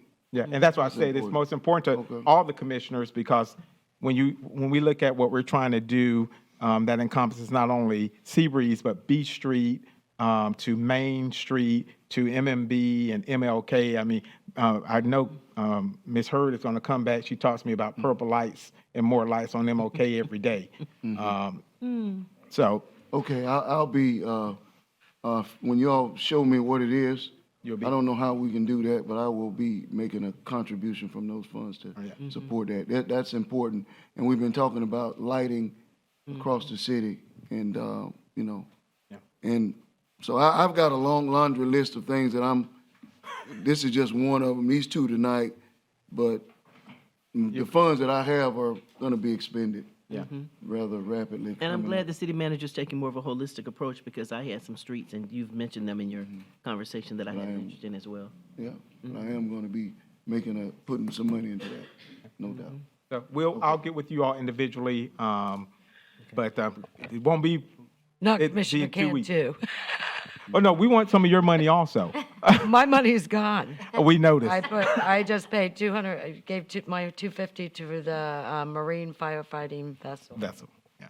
Marine firefighting vessel. Yeah, she approved it. Yeah, that's right. But yeah, so Commissioner Strickland, he's been bothering us for about 2 months, so he doesn't want to keep this on hold. So we're going to try to talk with you over the next 2 weeks to bring something back at the next commission meeting after we look in your areas. Okay, all right. And we skipped over the 11A because I went straight to my 11B after the comments. Okay, go back to 11A. 11A is the discussion of the city attorney transition. As you all are aware, you received a letter of retirement from our current attorney, Attorney Jagger. Before I go into the rest, I would just like to say that from the very inception of my contact with the city of Daytona Beach, of applying for the job, as well as going through the contract negotiations, you can't find a finer attorney for a municipality than you have in Attorney Jagger. I have worked with over 5 different attorneys. He has been a consummate professional in not only trying to just tell me what we can't do, but looking at areas within the legal profession to allow for me to bring things to you all that maybe I'm trying to get to yes, and normally you may have people that say no. His goal is to also step up and say, I'm a part of this team as well. Let me see how you can move the agenda forward of the elected officials and what the staff is bringing. So appreciate your work in this past couple of years of me helping to move the vision forward of our elected officials in our community. Thank you very much. Sure enough. It makes me think maybe you want something approved by legal before I resign, but okay. There are I'll take 2 a look items at it. that Pat told me that I actually control the approval of your final check to make sure you don't owe us anything. So I will be looking at that with good detail. So we have the city attorney transition. Many of you know we have a deputy city attorney. You have the authority as you appoint the city attorney and the city manager. And the question that needs to be brought forward is, how do you want to proceed? Are you satisfied with staying in-house, or would you like for us to do what has been done in the past when we went out for Mr. Jagger, who was on staff here, and after spending money, you all appointed Mr. Jagger as the city attorney. So the question will be, how do you want us to proceed? Do you want to have us go out, or do you want to assign if there is a consensus, to bring something back to the commission to approve the deputy city attorney, Gross, coming forward and having a commissioner work with him on a contract? Here's what I recommend. I sat down with Ben and interviewed him. and interviewed him like I interviewed Bob, but not quite with the level of detail because we didn't have quite as much time. But we will go back to it. But, I felt this way going in, and I felt after interviewing Bob and knowing that we were going to select Bob, or knowing that I was going to come in and select Bob, that, I wouldn't say we wasted money, but I would say that you all should interview Ben and then come back in here and talk about it. I've interviewed him, and from my interview, I'm going to recommend Ben's going to get my vote. But if you haven't interviewed him yet, then you interview him, and then you talk to him, and you come back, and if we agree, then we don't have to have a search. But unless y'all already know Ben and y'all want to just say tonight, we don't have to have a search. But that's what I would do, and it's what I've done, and I would like to talk to him just a little further, but I'm good with it, so. I'm good with Ben as well. There's two things. We save the search money, and we also have somebody that knows our city, knows what's going on, and we don't have to bring them up to speed. Mm-hmm. So to me, it's a, and I hate using this term, it's a win-win. Mm-hmm. I'd like to see Ben move right in there when Bob steps out. Okay. Is there? I'm actually okay with Ben as well. As long as you don't mind having speed dial, your phone number on speed dial.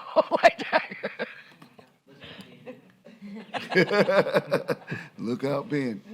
Let's see. I'm good with Ben also. Oh, okay. Yes. Okay. Anyone else? Well, I just want to say that Ben has served us well. He's not only familiar with the city, but he's familiar with our ordinances and how we do things.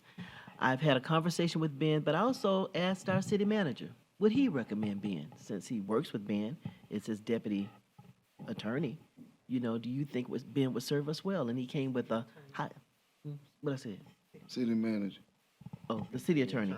City And and he came with high recommendations. Yes, you know I was about to yell at. What y'all I said? thought it was you. Okay, go ahead. No, I meant, yeah. I did ask the city attorney his thoughts, and I believe Bob would be honest with me. And, what? And I'm always honest with you. Yeah. And he gave high recommendations. He thought Ben would serve us well. And I concur with that. Yeah. Sometimes we don't like you to be so honest. Yeah. Mm-hmm. Well, I asked him also, and I valued his opinion. But, is anyone else, Commissioner May, do you have anything? Well, I just want to know if you have anything to say to the discussion. Everyone else is opined on this issue, except Commissioner Henry. Did you opine? You did, okay. I didn't want to miss it. These 5 people said they want Ben. So. Okay. Can we move forward? No, I want to interview Ben. Okay. But you can bring forth an item. Ben, we're not going to have an interview, but we're going to talk some more, because I just want to be able to talk more. About it. I haven't had further opportunity to really just get to know him a little bit more. He's done a great job. Well, Attorney Jagger has been away at times, so that's all great. But like you, I just want to have a little bit more conversation. But as of right now, it's yes. Yeah. It's yes for me, but I still want to talk, because I need to know that, we're on one accord. And this has been phenomenal. Phenomenal. I cannot, it's just to say,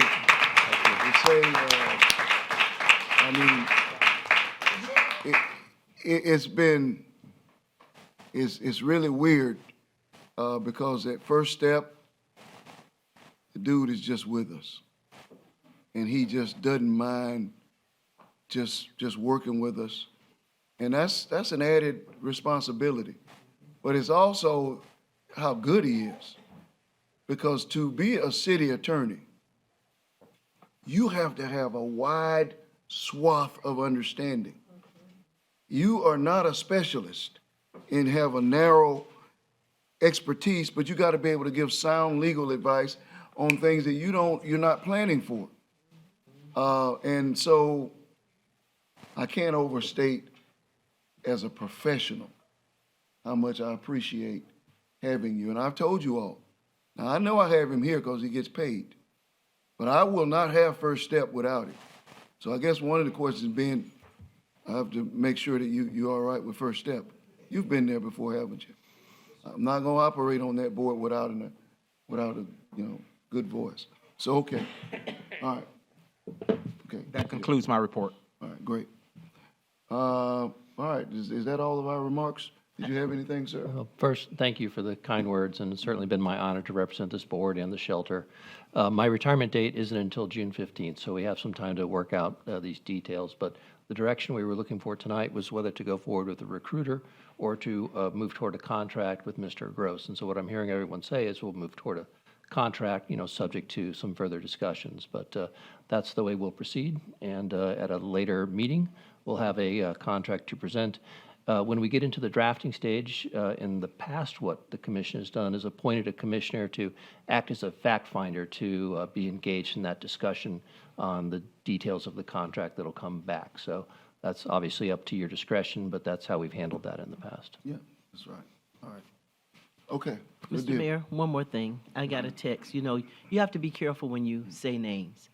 And by no means did we mean to overlook Jimmy Huger for Zone 6. Whoa. So I just want to make sure that. Well, he was the first back in it was really before, it was way before my recollection to the folks that remember him. That was in, I believe, 62 or early 60s. And it was a legendary accomplishment for one of the most legendary lives of our community's history.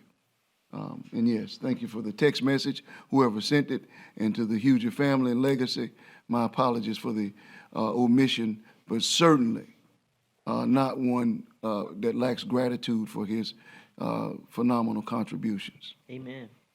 And also, while we're talking about city attorney, city manager, he'll be here for in June, 2 years, correct? And we were supposed to, every year, do a review. Can we get that as well, so we can be transparent in our contracts? Who's evaluation? This guy? Yes. Yeah, I'm supposed to have in fact, I think Commissioner Cantu, Strickland actually Commissioner brought it up a while Cantu, back. you're going to be the one to oversee the evaluation. I think it was already picked, wasn't it, Strickland? No, that's not how it's done. It was what? It wasn't strict. No, that's not how it's done. That's what it was when I came. No, I always appoint the person who does it. I'm telling you, the one time when I came, it was me and the guy that sat across from me. That's because I appointed him. You forgot? Yeah. So he don't want me to do it, but I'm okay with that. Well, he'd love to do it, so you don't want to do it? I'll do it. You're the one that I was appointing, Commissioner Cantu. I'll do it. Okay. She was saying it like, like you didn't want to do it. Okay. But yes, Trying to save you, manager. said, are you the newest person up here? No, she is. That's too new. Yeah. We'll do that to her. Okay. All right. Okay. All right. It's on you. Okay. But I'll get you the, I need those forms, the ones that we've discussed. Okay. I'm good with 6. All right. We will now move on to community commentary. Okay. Our first speaker is Tina, and on deck is Thomas Russell. Tina didn't provide her last name.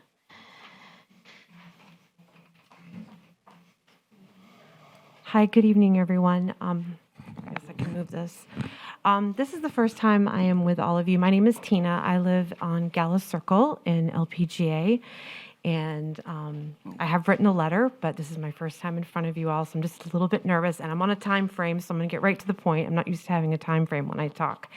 But when I bought my house on Gallus Circle almost 15 years ago, I was told that the back of it, my backyard, would be, it's more of a sanctuary. It would never be built up. It would never be torn down.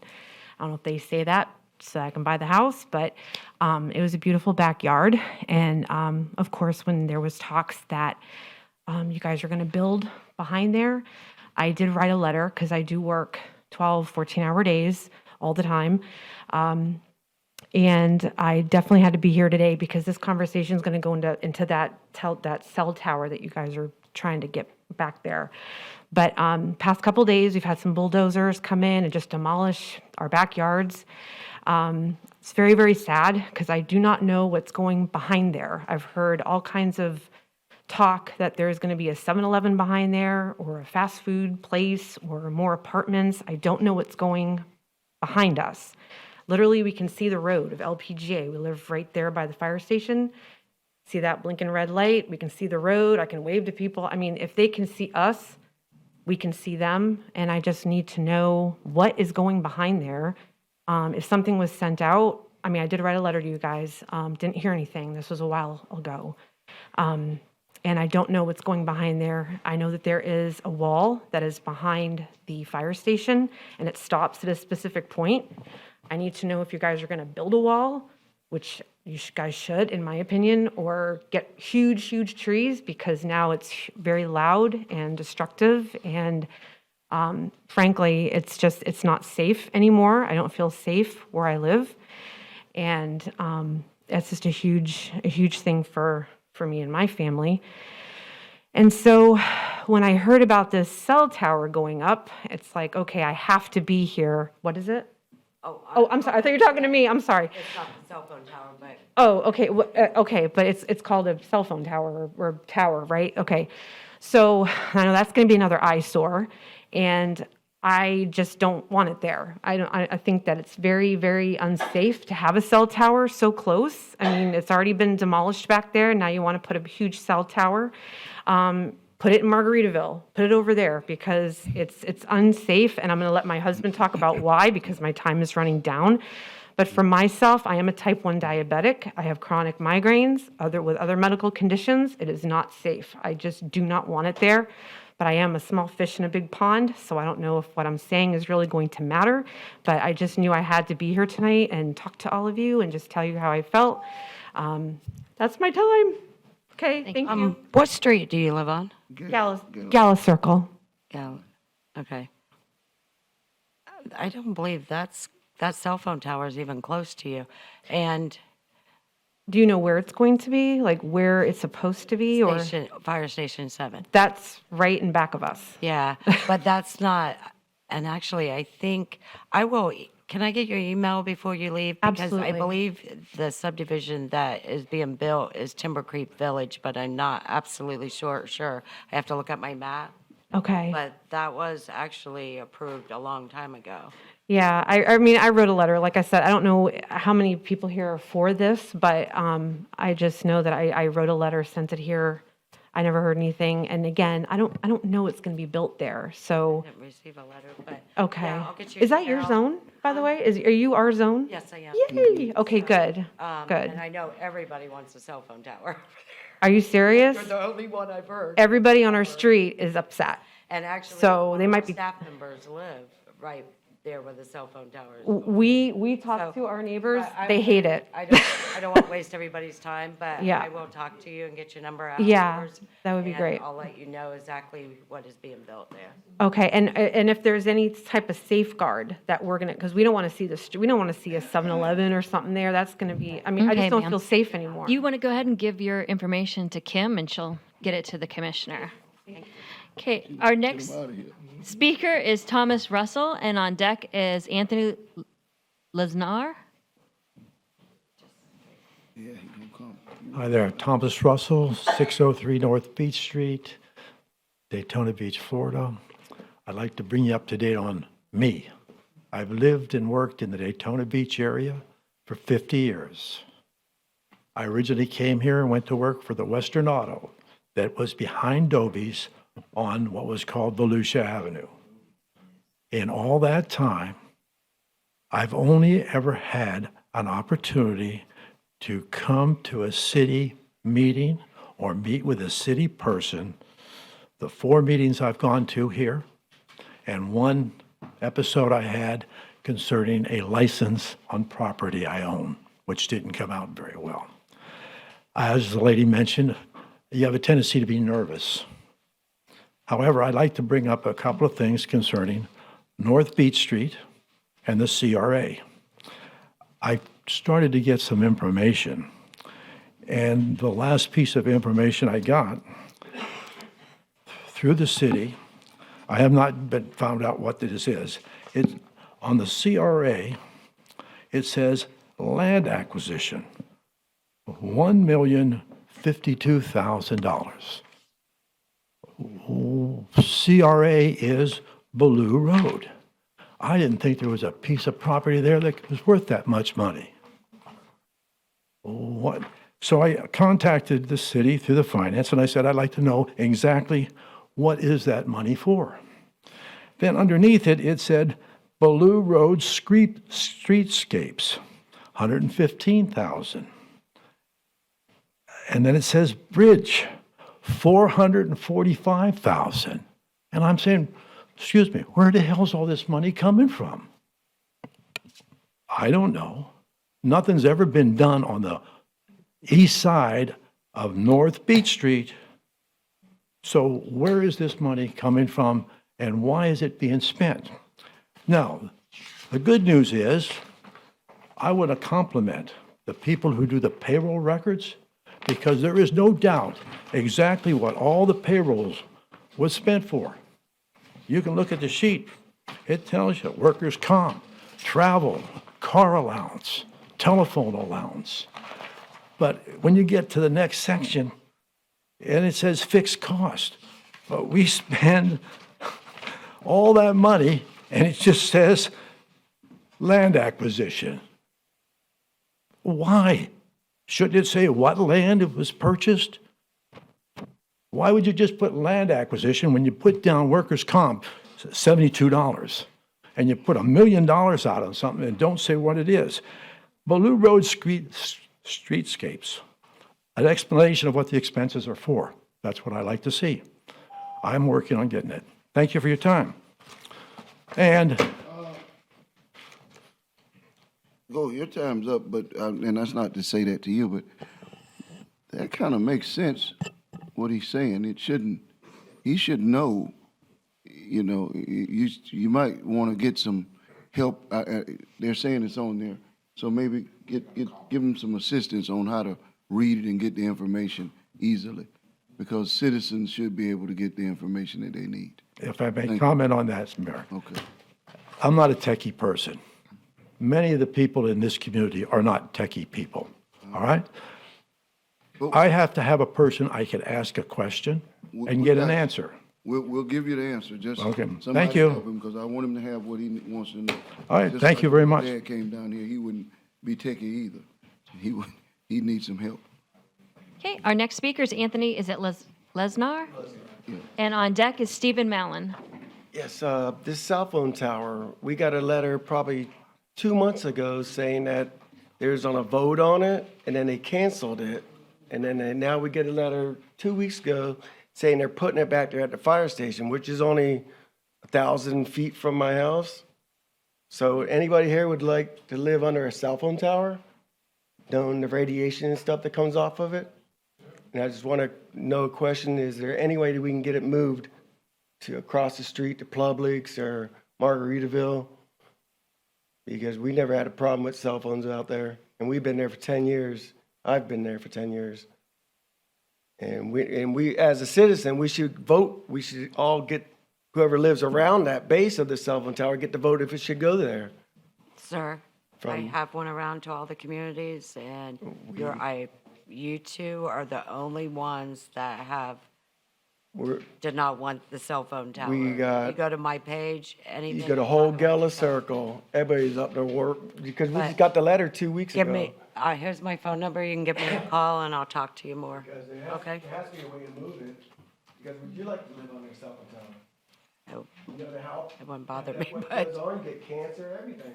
Okay. And now we're within 100. Okay, you gotta stay at the microphone, and if you have comments, just. We're within 1,000 feet of it. Now, I know Derek wouldn't like to live under a cell phone tower. If you lived at your house for 10 years, Would you like me to move in and put a cell phone tower in your backyard? What would you do? You'd vote it down, boom. We never got to vote on it. We just found about 2 months ago, then you guys pushed it back till, was it last 2 weeks ago, we got another letter saying, oh, come to this meeting now, after we just found out. We never pushed it back. Yes, it was 2 or 3 months ago, we got a letter saying about the cell phone tower, and then it got canceled until this meeting. And that's what the letter said. We got 2 letters. We got one 3 months ago, then we got one like 2 weeks after that saying it's getting pushed back. Then we got a letter 2 weeks ago saying to come to this meeting about it. Where'd you get the letter from? I can have one right here.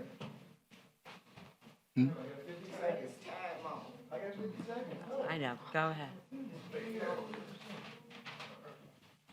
Came from the city hall. There's a picture and everything on it. I live right there, still in the red line. Now, anybody here would like to live under a cell phone tower? Have anybody looked it up to see the radiation that comes off of it? It says after 5 years of living under it, like your lungs actually get cancer. You got 100% cancer ability. So why would they put a cell phone tower right in a community with houses that's been there? I didn't buy a house with a cell phone tower in the back. It's actually going in the fire station. Yeah, but my house is right there, within 100 yards. Okay, I'll call you. It's crazy. Or you can call me. It's crazy. I can't believe you voted for it. Would you live there? I did. Okay, you gotta be at the mic and, Would anybody like to live in this circle right here, known as a cell phone tower that gives off EMF cancer to everybody? No one would. It should be across the street in the woods or in Margaritaville parking lot. They're the ones that need it. We never had cell phone problems. I don't know if you guys are getting rent from the cell phone people. No. Someone's paying it because this is stupid to put it in the fire. How you? Okay. Thank you, sir. Our next speaker is Stephen Malin, and on deck is John Navarra. Mayor, may I hold up stuff for the camera? I'd be glad to pass you a set of you it. have to give it to the, before you start. Yeah. Give it to Before we the, you got give something it to you her, want and us to she'll have? pass it out. Well, it's one pack to go around. Oh, Okay. I got one to go this way and one for you and the manager. Okay. And thank you for allowing me the. I need to keep the copy of it, though, for the record. You can keep a copy. I'll give you what I have. Okay. I'm talking about the Lenox Avenue dog park. Right, I forgot. That's right. Sorry to be a pain. I haven't seen you guys in about 8 months, but I don't know if you've been out there or not. The fountain in the small dog park does not work, okay? That's the top and the bottom, okay? More of it. We got rusted fencing on that. We went in and did some new sod. Well, it's all torn up already. Way it gets good. All right. I recommend we put artificial turf on both sides of that fence, about 5 feet, okay? Somebody from the city decided to lock the back gate. They didn't repair it, they just locked it. Okay, people come in from that side. This is a picture of piping they used before that worked to keep the fence from coming up. They need to use a wider pipe. This is someone's design of wood to put in the fencing with screws, and the wood's already splitting. Here's the pipe again. Let me just get to the other points because you'll see all the pictures. We need sunshades there, is what we're looking for. Because the animals need shade. They go over to in the small park where the shade is. We need 2 on either side, okay? We've talked about that. The fountains we need to be corrected, okay? We talked about video cams, Commissioner May. Nothing's been done. The fence, the gates locks, the back fence needs, that rear fence all the way to the, where those buildings are in the way back, that needs to be taller.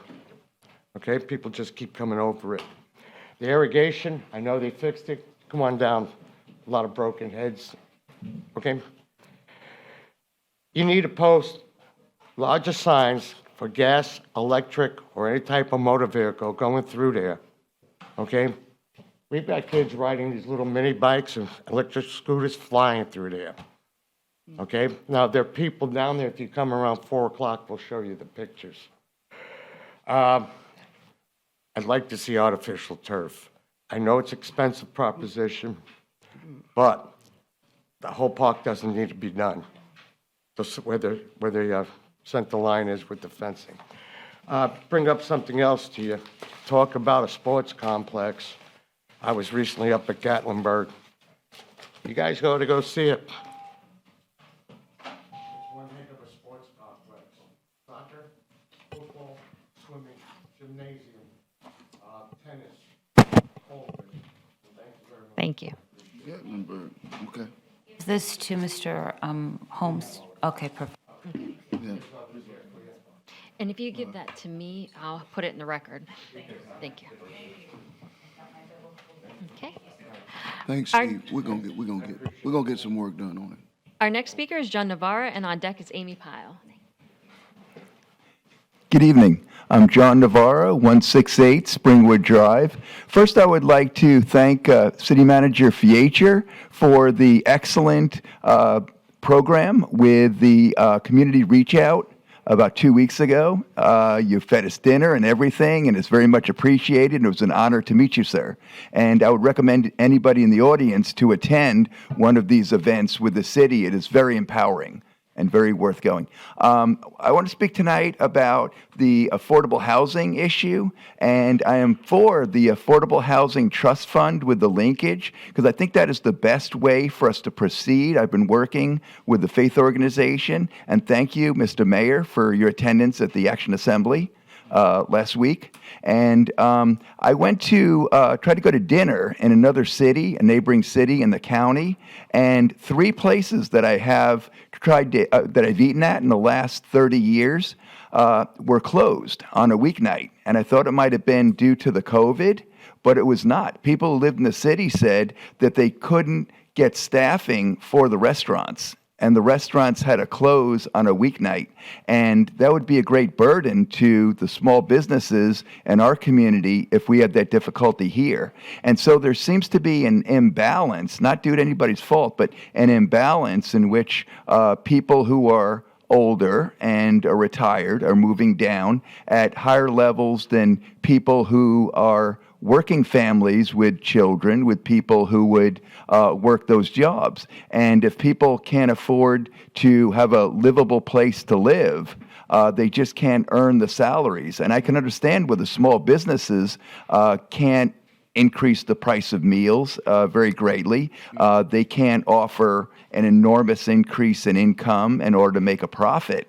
And so having a housing trust fund with the linkage might be our best answer. And I did attend the meeting for that about a week ago, maybe it was last Wednesday night, and that was very good, and those statistics and everything. And I know that it is a challenge for the city. And when I was running for office recently, it was a challenge to answer how to take care of that affordability crisis in the city when we have a capitalist system in which it does work with keeping a balance, and trying to get a balance again is a big challenge for our city. So I think that's the best way to go. And it was good that you were looking for all kinds of answers, because I was listening too to hear maybe there's some kind of solution we didn't think of, that we can get more working people here and be able to keep them here and be able to raise families, and keeping the workers at all levels that we need. We don't want to keep people from moving to the city, of course, but we need a balance of people moving here, and they offer a lot. Thank you. Thank you.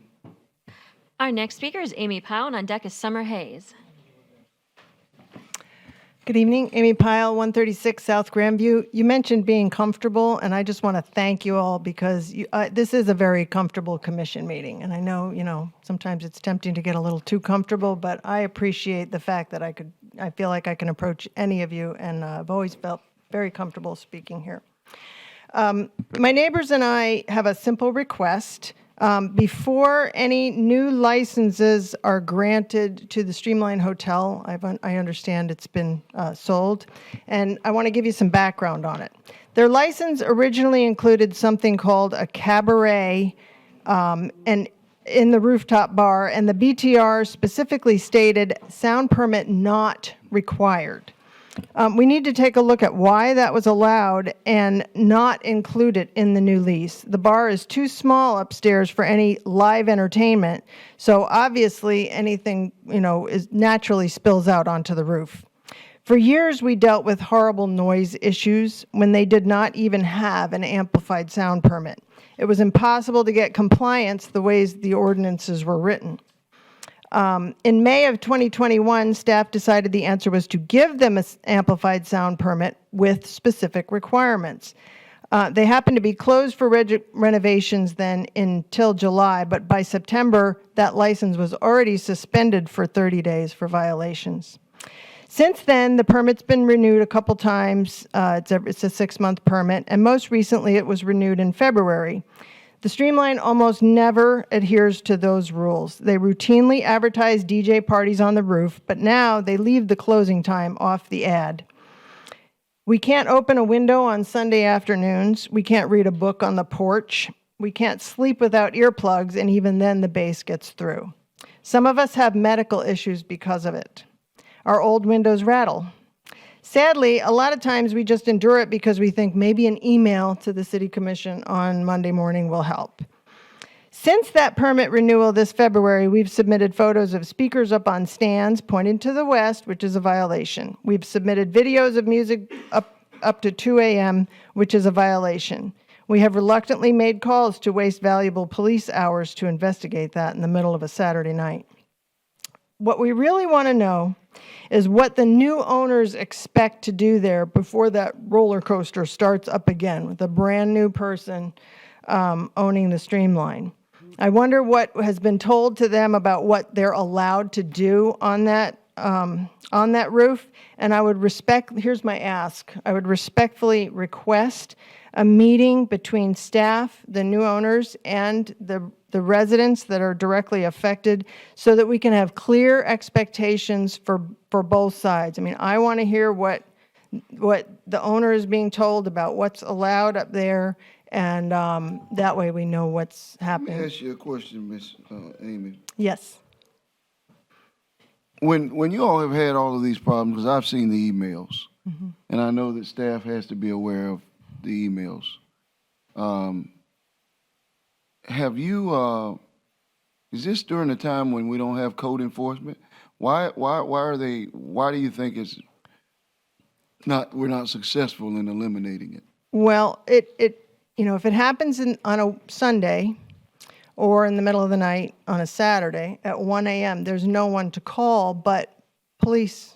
And, they've been notified. I mean, Captain Lee did a lot of work to let his officers know what the issue was so that when they went there, they knew what to look for. And a problem with, before they had an amplification permit, they would have to test decibels, and that was really hard to enforce. But once they got the permit, there were specific things in there. Speakers had to face east, and it had to be off at midnight. So those are the two sticking points that I'm sticking to. It's not whether I like the music or not, or even whether I can hear, whether it's rattling the windows or not. But if it's going till 2 a.m., it's a violation. And there's, the last police report from when the amplification permit was suspended has a lot of detail and body cam and, information from the police department.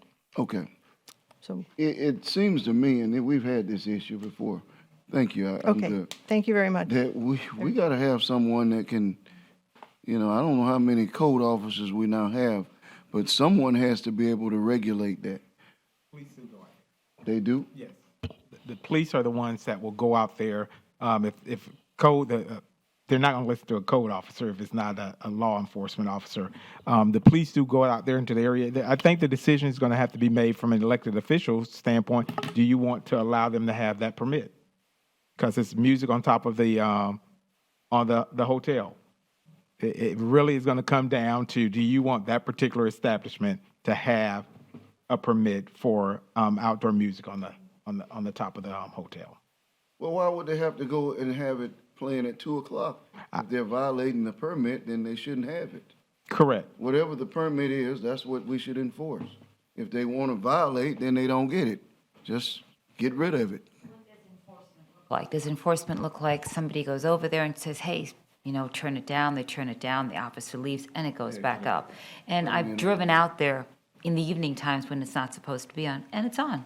I just stand there and listen because residents call me, and I go, okay. So there are people sending in emails, there are people witnessing it, but we are not the ones to enforce it. It has to, I guess, come from the commission. But we can't.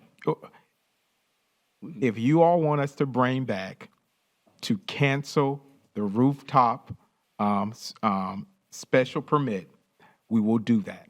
This is what I would say, since they have. Because they keep violating it. They have a new owner. And then if it continues, it's over. I don't believe in, and I've been down this road with other businesses that wanted to throw their thumbs up at us, and I'm pro-business. Have always been. But if you thumb your nose up, you don't care about the rules, then you don't need it. Does staff notify them to let them know that, hey, just to give you a heads up, these are the rules and regulations, et cetera? How does that work? I think you should have someone to tell them what the rules are, tell them that there were issues, and that, we're not going to have them. Not going to happen. Yeah. Okay. Okay. All right. Okay. Our next speaker is Summer Hayes, and on deck is Antoine Gandy. Okay, ma'am, you have to come up to the microphone. And if you'll state your name and address for the record, please.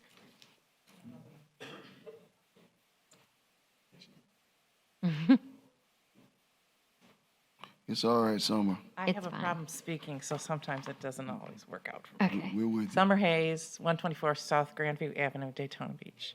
I have medical issues that don't allow me to function, and in Sunday afternoons when it starts at noon, and sometimes they quit at 10 or whatever it is, I can't sit outside or inside because I live in an older house. And Ms. May has come out and heard the noise. It's just terrible, and I can't express enough of how many times I've called.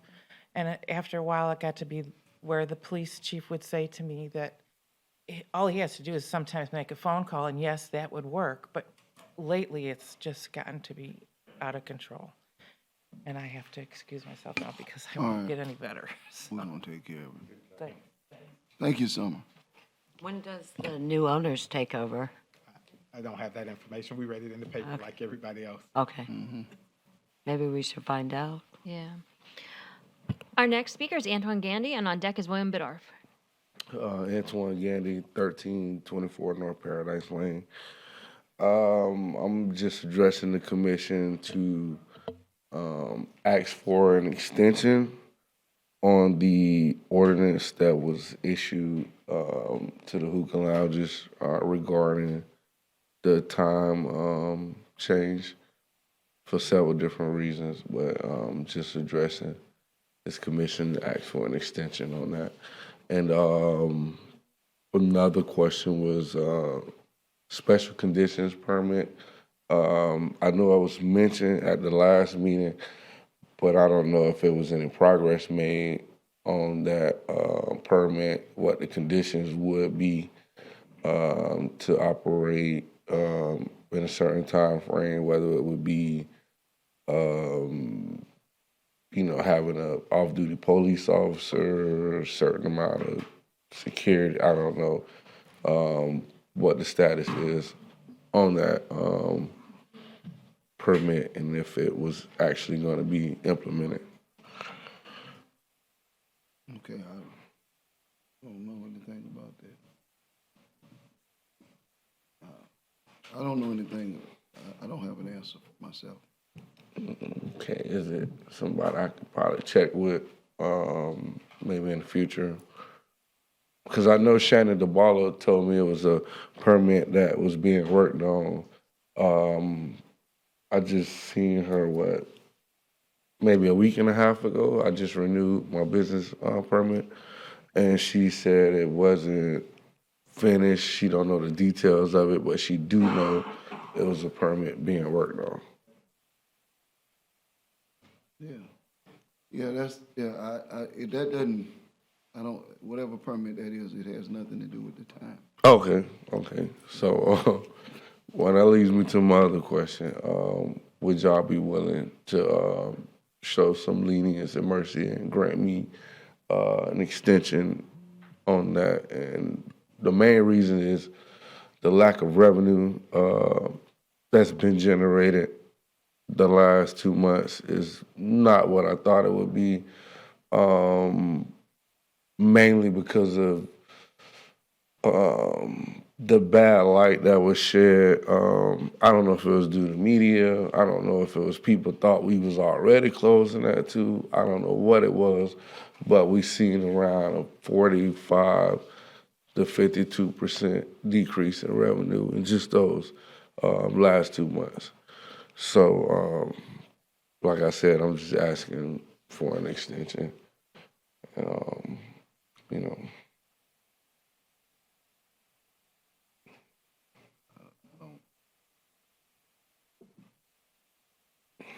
I don't think we're at the point right now where we want to grant an extension.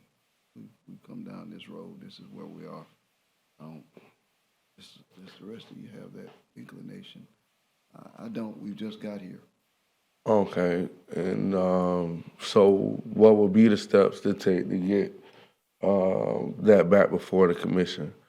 Because, I mean, haven't had any issues or nothing that's transpiring to say, okay, this is a continued pattern or something that's transpiring consistently on a consistent basis.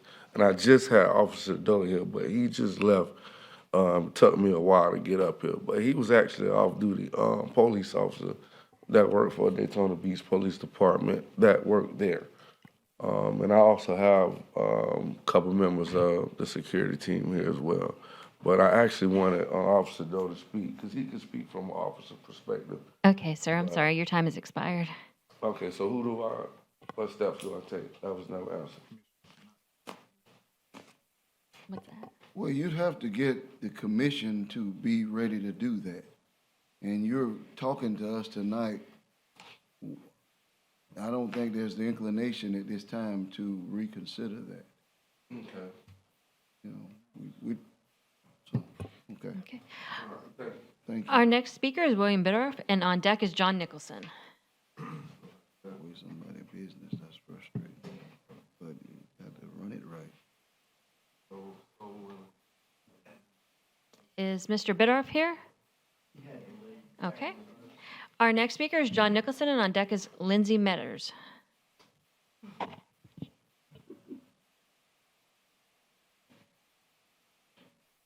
John Nicholson, 413 North Grandview Avenue.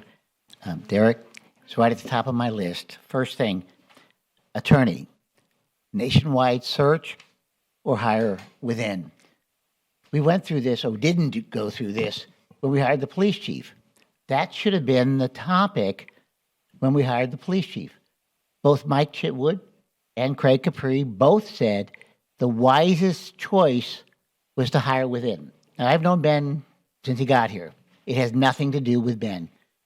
I'm asking you to make a decision because this is going to come up again. All right, we're going to have another city manager, we're going to have another lawyer, et cetera. In the past, we've always hired from without. We always went, except for certain circumstances. The tradition was we did a nationwide search.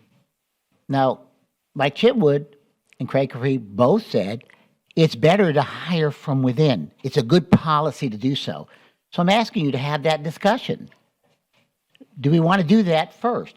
Do we want to hire from within? Do we want to promote people that they can look to go hire and hire and hire and hire, which makes sense to me, which then would put Ben in probably the best position to come in. All right? So it was whether you like Ben or not. And I think the issue is, do we want to promote from within, which I think is a great idea. Secondly, on ISB, if you come south on ISB I'm in Halifax and you hit ISB, you may sit through one or two lights during the summer season. The same problem I had with the traffic circle on East ISB, I'm having with the intersection of ISB and Halifax. Because when that light backs up, and it does during high peak season, the people will sit at that light and it will back up to the bridge. So when the light turns red for Halifax, you can't go anywhere. You're sitting there. So the light changes and you're sitting there and more traffic comes. The traffic on ISB goes and the people come over the bridge and back up. So I'm asking you to look at that. We own the property that can go straight across to Peninsula. We won't have to make that cut. So I'm asking you to consider that. I got caught at the library the other day. A gentleman lives, I believe he's here, in the flooding zone. And he said, the houses that were built up didn't flood. The houses that were on the ground flooded. Key West went through that years ago. And what they did was they gutted the house and raised them. All the electric was there, all the plumbing was there, etc. Is that a way that we can go that these people can stay in their own homes, especially those that have lived there for generations? I'm considering that as he came up with the idea, and I think it's a good idea. Thank you. Our next speaker is Lindsay Metters, and on deck is Paul Maynard. Hi, my name is Lindsay Metters. I'm from Palmetto House 336 South Palmetto Avenue. First off, I wanted to thank you for this opportunity, and thank you, Mayor Henry, City Manager Derek, Stacy Cantu, for coming to Palmetto House to learn about what we do there. I'm not only the house manager there, I'm a former client that went through the program, worked my way back up from the bottom. Palmetto House, if you don't know, is a transitional living facility. We have 48 rooms, 77 beds. We help hundreds of individuals each year with all kinds of different situations. We have super strong ties within this community, partnering with multiple different agencies, Stuart Marchman, Halifax Health, Halifax Urban Ministries, Daytona Outreach, Pride Enterprises, FDOC, Probation, just to name a lot, I guess. There's also several church organizations in our community that provide dinner each night to our clients there. With that being said, the reason for my visit tonight is that we are hoping to get funding to upgrade our community kitchen that is both used by our 77 clients and the church organizations to make it more efficient and better utilize the space that we have. The kitchen has not been updated, I know, in the last 28 years since we have acquired the property. I know you guys, like I said, have taken tours. If anybody else wants to come or has any questions, I'll be here after, or I'm 2 doors down. Thank you for your time. Okay, Thank you. Thank you. Appreciate I would like to add, our veteran groups support Palmetto House. Actually, we course. just had a board I know. meeting, and you have money coming. I know. I just found out today. Because right? they do house a lot of veterans as well. And my bike fund money is already gone, but I would like to sponsor $500 out of, my opera funds. I would like to sponsor $500 out of my bike fund money to the Palmetto House. I know that ain't much to help for a kitchen, but. Right. But I appreciate it. Thank you. Thank you. Thank you. Okay, our next speaker is Paul Maynard, and on deck is Robert Howard. Hi, I'm Paul Miner. I live at the Palmetto House. I'm homeless. I want to talk about the experience. I had the first step shelter when I flew in on the 22nd. It was a very bad experience I had. They just bought a brand new van, but they can't afford to keep toilet paper, personal hygiene, any of the stuff that homeless people need. I became homeless in February. I lost my father just a couple weeks later, and I just down to my luck. I flew from Houston because Houston's a very bad place to go in this shelter. But what I'm trying to express is that homeless people today, they don't want to go in a shelter because they are treated like prisoners. I was treated like a prisoner in a shelter. I was treated badly, and one day the staff members were arguing about their bonuses that one person did not get. Okay, right? And Mr. Kleeskow, which is the driver, told us about that. I don't think a homeless shelter should be about money. I look at the profit and loss, 1.5 million. Where's all that money going? We homeless. I would suggest that one of y'all would go through a homeless shelter for a week and see what it's like. First step shelter. I left after a week. I could not stay there anymore. I had a very bad experience. I don't have enough time to tell you what happened. But throughout this country, homeless people, we cannot help homeless people because the homeless shelters are very bad to go to. The only people benefiting from the homeless shelters are the board of directors, because I researched that too. I researched Victoria. I researched the cars they drive. It's a bad place, and I think y'all should look into what the First Step is doing. I would talk to you. I will talk to you one-on-one about what happened. The pregnant woman that came in there was put in the heat for 2 days. 6 months pregnant. And they didn't do anything to take care of her. This happened a week ago. It's all about love. It's all about helping the human life, as you said earlier. It's not about money. And it seems like throughout the country, every homeless shelter is about money. It's not about helping the homeless people, because we don't want to go in the homeless shelters because we get treated like prisoners. And this First Step shelter, it's a very bad place to go. And every person there thinks the same thing. Thank you. Thank you. And you came to First Step from Houston? Yeah, I did not. I lost everything in a heartbeat. And Houston was one of the worst places to go. That's why you have homeless people today. Yeah. The shelter, it's no good. So I came to a smaller city, figuring, maybe this might be a better shelter. It wasn't.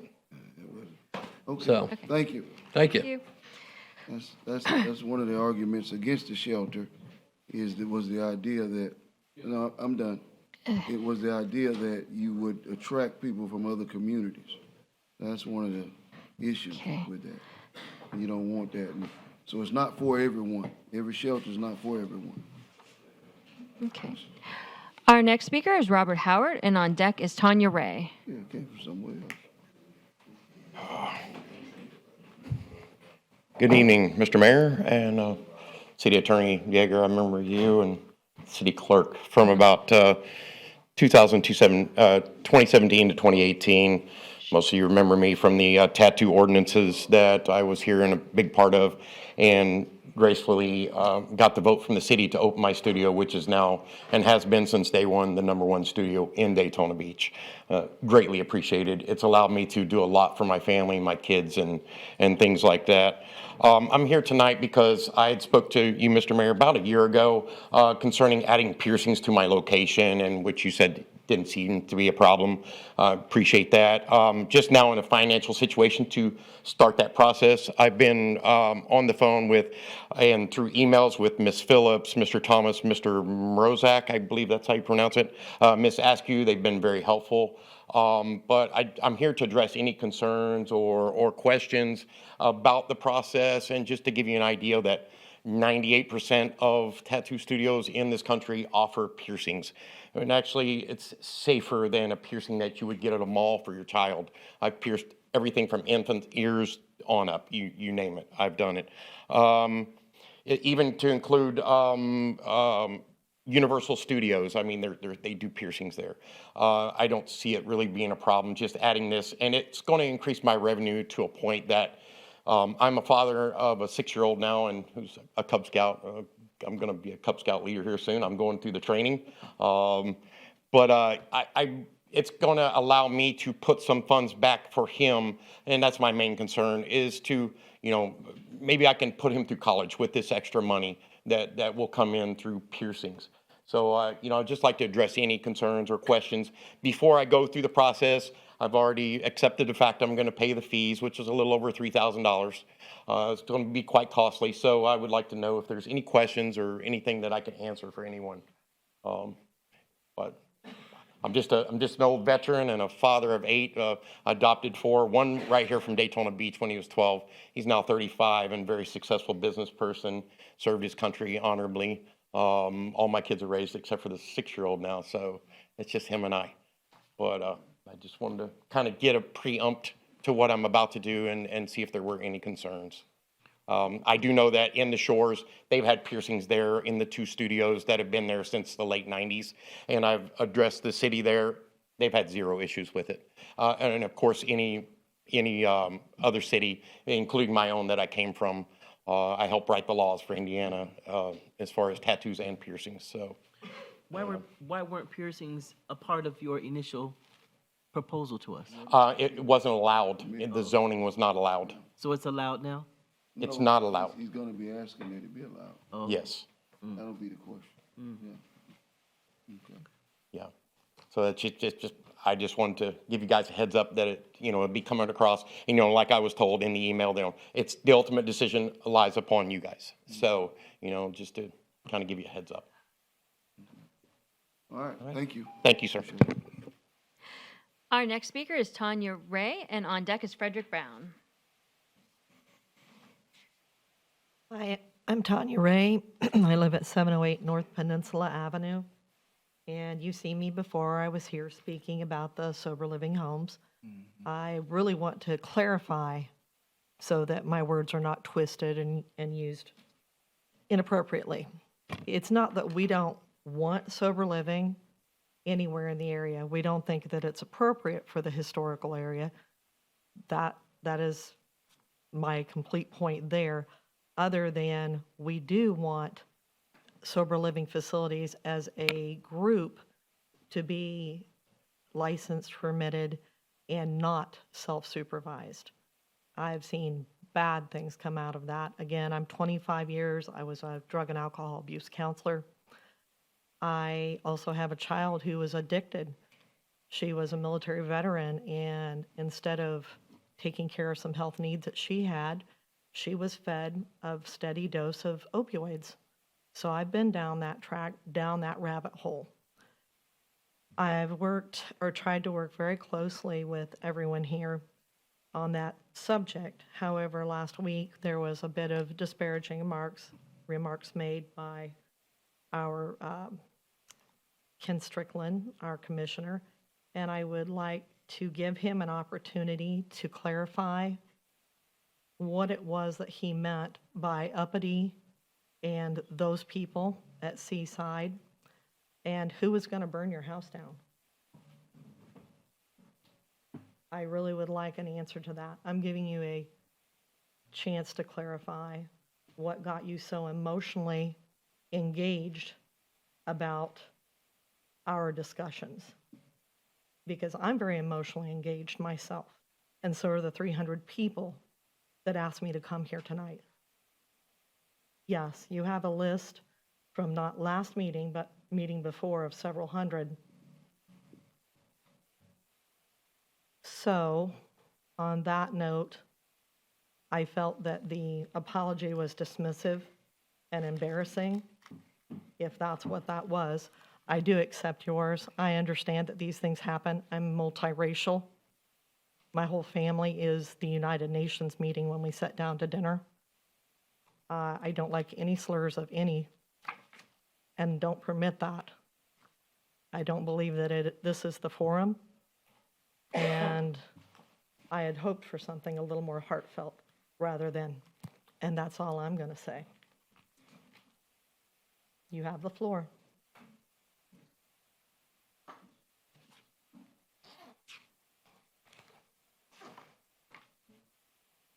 I think that speaks for itself.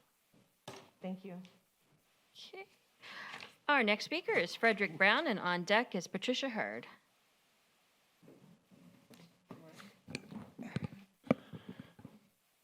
Good evening, Frederick Brown, 1508 Crescent Ridge. I apologize earlier for my outburst on the park. It was a pretty emotional time this week. Randy and I became very good friends.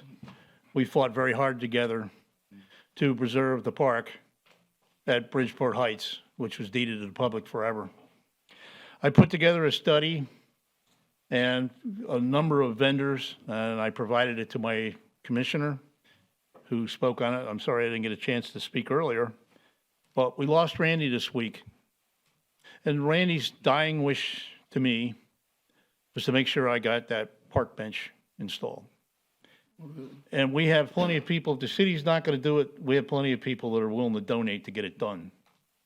Well, we have, that was something we always had wanted. Randy had wanted to have his grandchildren be able to sit with him to watch the sunsets at the park. And so I'm asking that we get that done. I haven't had a lot of success in talking to the Parks and Rec director. I haven't had a lot of success talking to the Parks Advisory Board.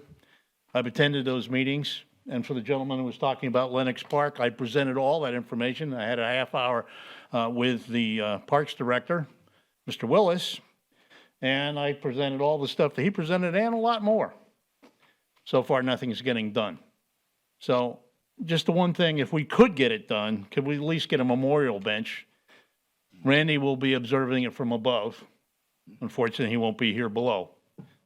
But Commissioner Paris has all that. I certainly hope that you will support it. I know, Mr. Mayor, I want to thank you for your remark. After 30 seconds of being down in the park, you said the appropriate things. We made a mistake. Well, we got it back. And like I say, Randy's dying request was to get that done. Additionally, I want to thank the mayor for attending the meeting with the faith organization. I'm sorry that a number of the other commissioners decided or had other plans and weren't there. Now, granted, I thought the format could have been improved. I tried to talk to some of the people about that. Hopefully, we'll get that better. There's some real problems that really need to be discussed.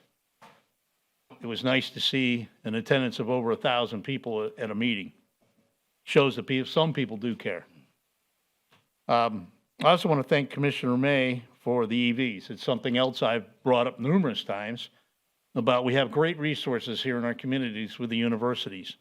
We should be using those resources, and we should be expanding the development of sustainable energy here within the city, as well as several other engineering projects we could tack on. Again, please, the Dutch solution. Watch it. Thank you. Hey, Mr. Frederick, I have a question for you. You said you were an engineer. Could you tell me what state you were licensed in? I was not a licensed professional engineer. I did it in numerous states and also internationally. Gotcha. There's a difference between a professional and a professional engineer, for example, when you're doing developments. Okay, that's all Okay. I had. Thank you. You're quite welcome. Thank you. Our next speaker is Patricia Hurd, and on deck is Ken Southall. Good evening. Patricia Hurd, 822 Vernon Street.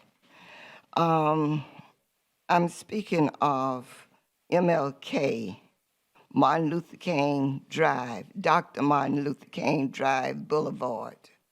First, it is MLK Drive and Park Drive. They're on the corner, trash, trash, trash. They cleaned it up one day, and the next day it was trash again.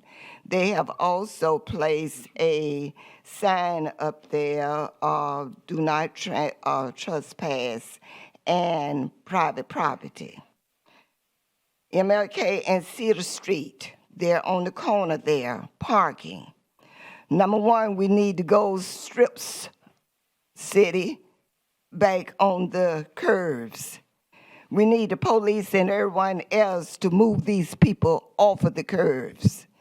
And if you're coming from the south, going north, I'm just waiting to see an accident there because delivery trucks, cars, all vehicles are parked there blocking the section. Speed bumps on Vernon Street in that area, there were speed bumps there, and when they came through, it was removed. And the worst thing I still say that ever happened was opening Vernon Street from South Street all the way through, across Bellevue. They come through there as though they're on International somewhere. People need to learn how to read and follow directions. Yes, if you go down MLK tonight, you'll see the purple lights. There are purple lights. Around the Dickinson Center, it's terrible. We have plenty oak trees there, everything. No lights on the east side of MLK, only a few, but it's dangerous. It looks like the jungle or something. But I live in Newtown, and years ago they indicate that it's all Midtown, but that was Newtown and Midway. So I'm asking you to take a drive. Commissioner, take a drive down to MLK before turning in tonight and see the things that I'm talking about. In the morning, around 8 o'clock, 9 o'clock, go to Cedar Street. Go to Park Drive and see the trash. Have a good evening, everyone. Okay, our next speaker is Ken Southall, and on deck is Suzanne Odina.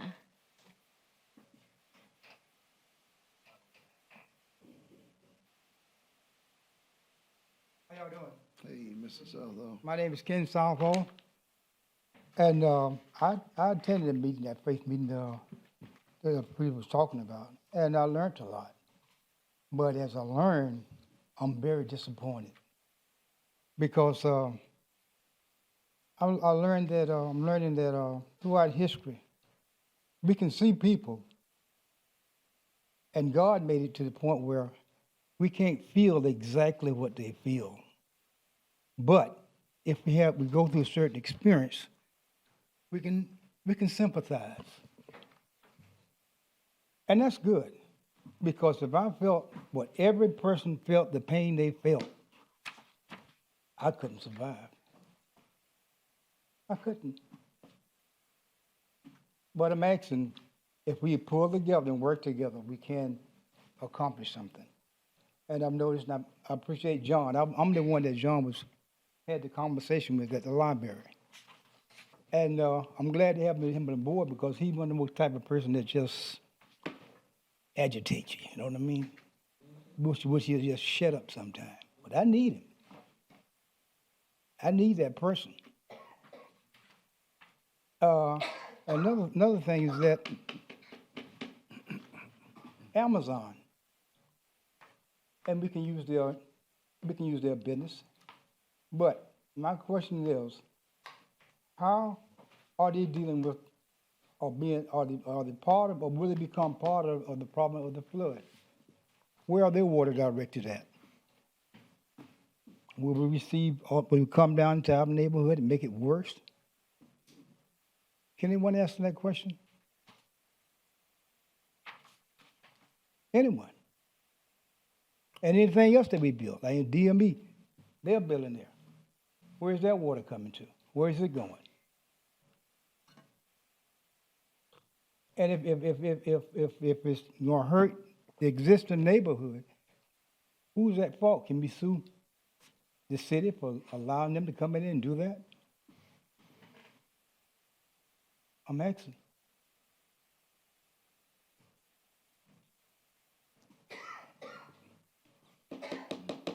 I'm looking at the people in the audience, and we need more of us to just pull together. If we don't have that, the ones that's in charge, they're not going to do anything. It's still going to be the same thing every day.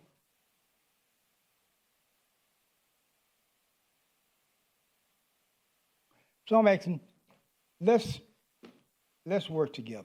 Let's start caring about one another. That's all I got to say. Thank you. Our next speaker is Suzanne Odina, and on deck is Ann Bruby. I'm Sue Odina. I live at 716 North Wild Olive, and today I'm here as a member of the Daytona Beach Area Association of Realtors. We are having our housing fair and financial clinic on April 29th. We would like to invite all of you to attend, and then we'll encourage people to go across the street to your seafood festival as well.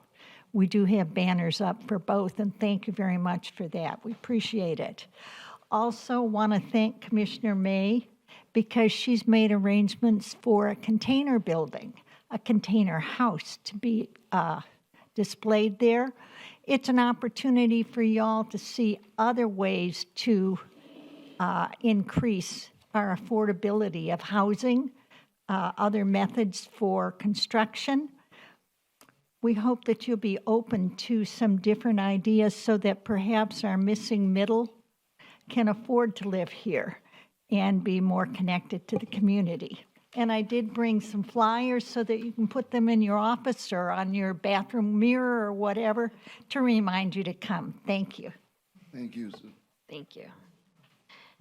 And our final speaker is Ann Bruby. What? Sure. Ann Ruby, 137 Park Avenue. I have a bunch of things. One, Sandy and I have not been happy with the evaluation form that's used for the city manager, so I just resent you all the epic that we wrote and the proposed evaluation forms that we have. The current one that you use clumps. Okay, you're using a different one now? Okay, so could we get a copy of that? That would be great. Thank you. And secondly, I'd like to speak in favor of Ben Gross. It's been my honor to be in innumerable redevelopment board meetings with him. He does an excellent job of making complicated things understandable, and he's just a great person to have up here, so I highly recommend him. B&W is having our guest speaker tomorrow will be Scott Dudley. He is from the Florida League of Cities, and he will be speaking on the importance of home rule and things we need to do. So even though it's a beachside group, anybody is welcome to attend. And we do broadcast it live on. Okay, it's Beachside Neighborhood Watch. It is Lady of Lords in the back, 6:30 p.m.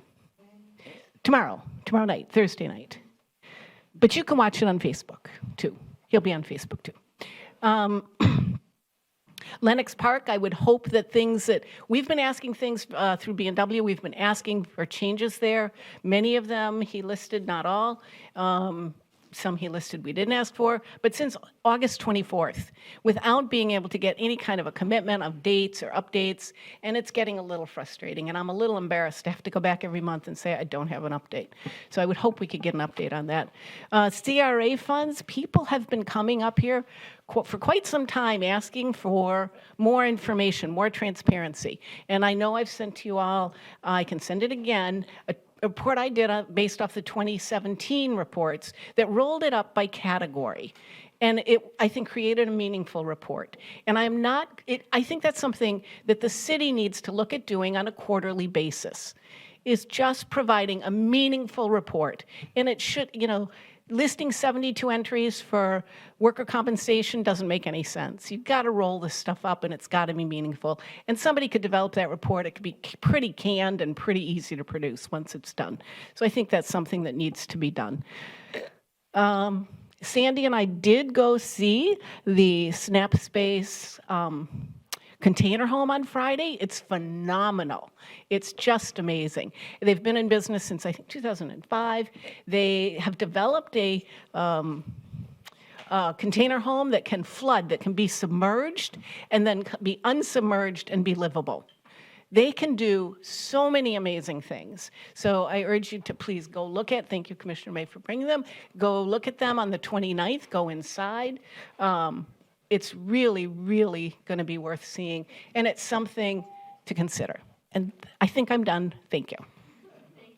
Oh, no, sorry. Sandy wanted to tell me, great job on the cups for water.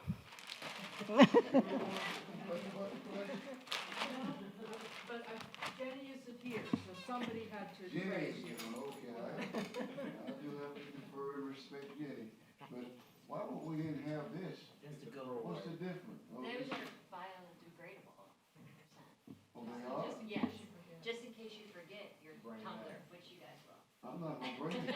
I'm not gonna lie to you. You gotta It's bring going it in my tumbler. it's going in my thing at home. No, you gotta bring your tumbler. You're not gonna get water anymore. I gotta have water. Well, bring your tumbler. Don't be difficult. I have to have water. And you guys see how it goes.